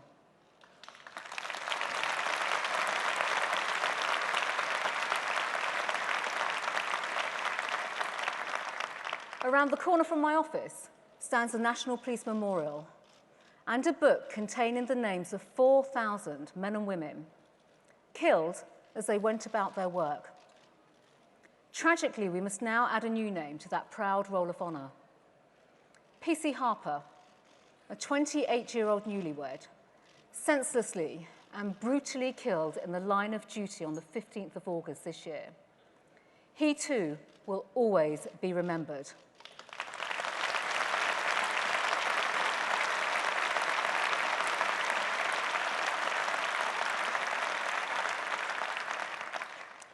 I will always remember visiting Thames Valley Police the day after he was killed. The shock and the sorrow was palpable, but the determination to come together, to carry on and continue the relentless pursuit of justice was inspiring. Their safety, their dedication, and their loyalty are what I think of every single day.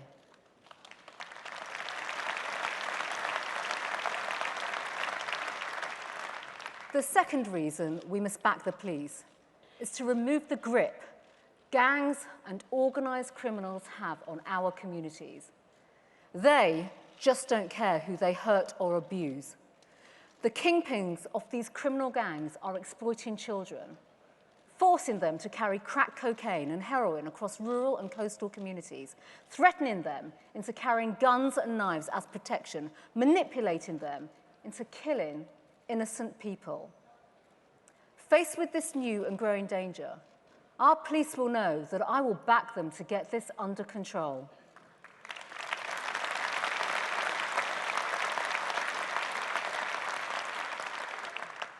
And if there has been any doubt about that commitment in the past, let that end here today.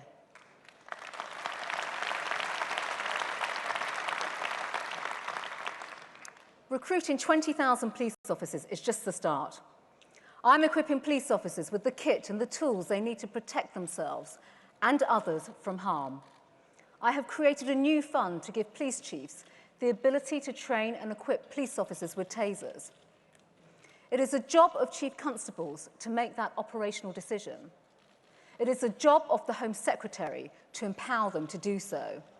I am giving them that power.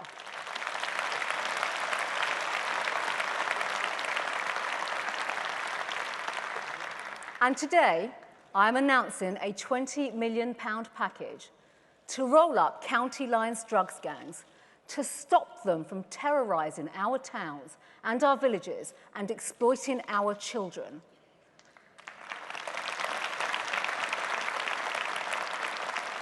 I'm also announcing a new £25 million Safer Streets Fund for new security measures for Britain's worst crime spots.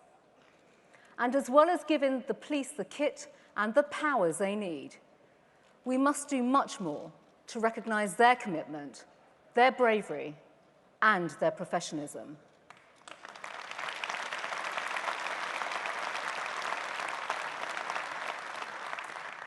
I have been humbled by the officers I have met and the experiences that they have shared with me. This is why I have personally accelerated the work to establish the Police Covenant. This is a pledge to do more as a nation to help those who serve our country, to recognise the bravery, the commitment, and the sacrifices of serving and former officers.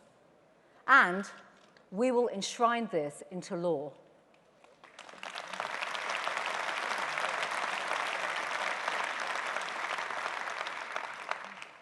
We will also ensure that anyone who assaults a police officer receives a sentence that truly fits the crime, to make the thugs that would attack an officer think twice.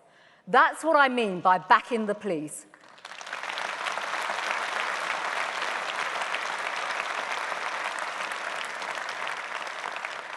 And there's a third reason we must back our police. It is because this is what the people want and what they expect us to do. This is a government driven by the people's priorities: hard-working, honest, law-abiding people whose needs are humble and whose expectations are modest and whose demands of their government are simple. They want us to listen. They ask us to respond. And they expect us to do what we say. From crime to immigration to leaving the European Union, we are ready to listen and do what they want.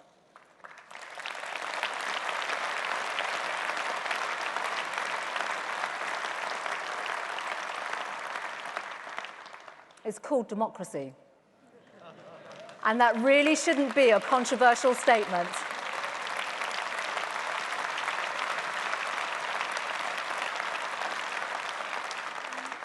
They are our masters, and we are their servants. Our job is to deliver on their priorities. But too many people are losing faith in politics and in politicians, and they're questioning the health of our democracy. Because over 3 years ago, the British public turned out to vote in their millions, and they knew what they were voting for. They were told the final result would be delivered. But their euphoria and optimism of that referendum day has given way to frustration and to anger. As a group of politicians, led by Jeremy Corbyn, think they know better and have done everything possible to stand in the way of democracy, ignoring the will of the people. I was proud to be part of that referendum campaign, a campaign that was electrified by one man who encouraged us to believe in a brighter Britain. And I'm proud to serve in his government as we work as a team and focus on getting Brexit done.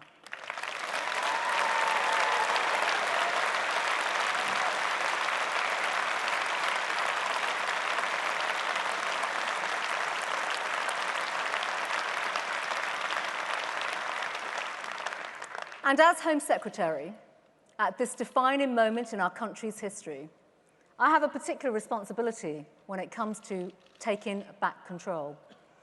It is to end the free movement of people once and for all.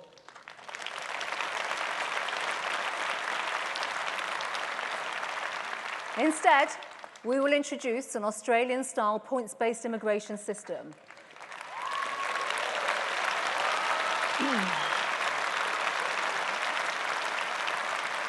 One that works in the best interests of Britain, one that attracts and welcomes the brightest and the best, one that supports the brilliant scientists, the finest academics, and leading people in their fields, and one that is under the control of the British government.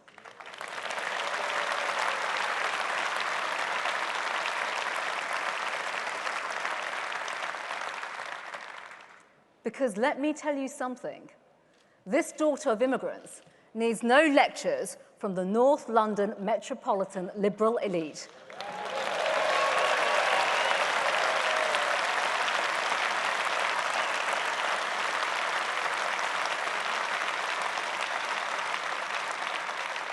That's what you get with a government that is driven by the people's priorities. And of course, there will be only two dissenting voices. You can work out who they are. Diane Abbott, Jeremy Corbyn, because the choice isn't who the people want to be our next Prime Minister. It's also about who the people want to be their next Home Secretary. Do we really want a Labour Home Secretary who would leave our communities and our country less safe? A Labour Party who wouldn't even attempt to take back control of our borders because they want to surrender our border control and extend free movement. And on policing, the Labour Party would stop the police from doing their job. And when it comes to our brilliant intelligence agencies, well, what can I say? The Labour Party trusts our foes more than our friends.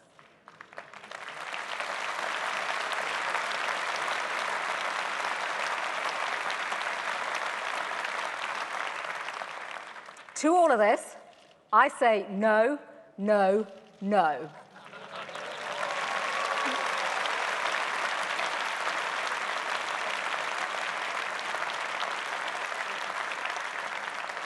Only the Conservative Party is driven by the people's priorities, and that means backing our police, our country, and our communities. That pragmatic approach is grounded in the good sense of the British people. It keeps us focused on what matters today. That's the lesson I took from the very person who inspired me to join our party. A Conservative Prime Minister elected 40 years ago this year. Margaret Thatcher knew that if you...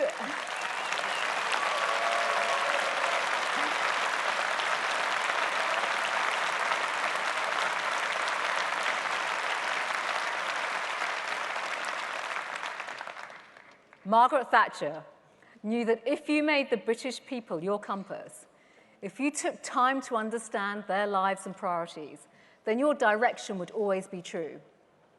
My policies, she said, are not based on some economic theory, but on things that I and millions like me were brought up with. An honest day's work for an honest day's pay.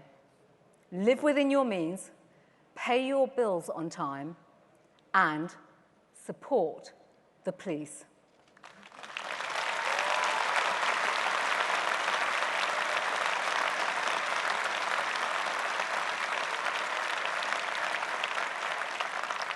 That advice is as sound today as it was 40 years ago. Support the police, we will.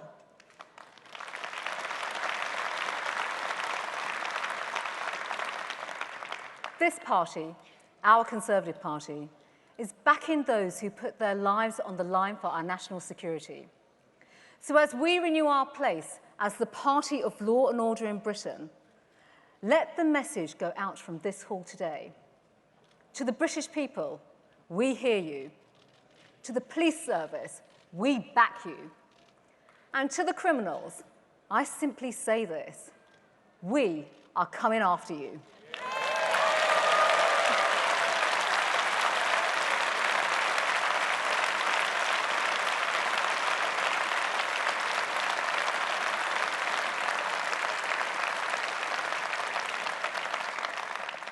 We stand for the forces of right and against the forces of evil. We stand for the law-abiding majority and not the criminal minority. We stand with those who seek to do right by themselves, their families and their communities. And we stand by Britain, ready to give the leadership our great country deserves. So as Conservatives, we must remind the public what we stand for. And as a party of the United Kingdom, we will get Brexit done and deliver on the people's priorities. Thank you. Thanks.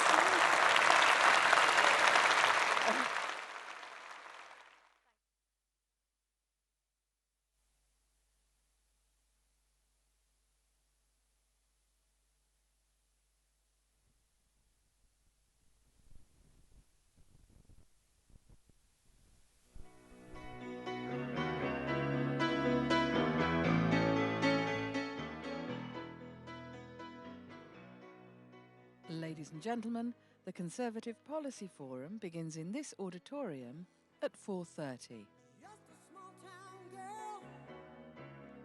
Living in a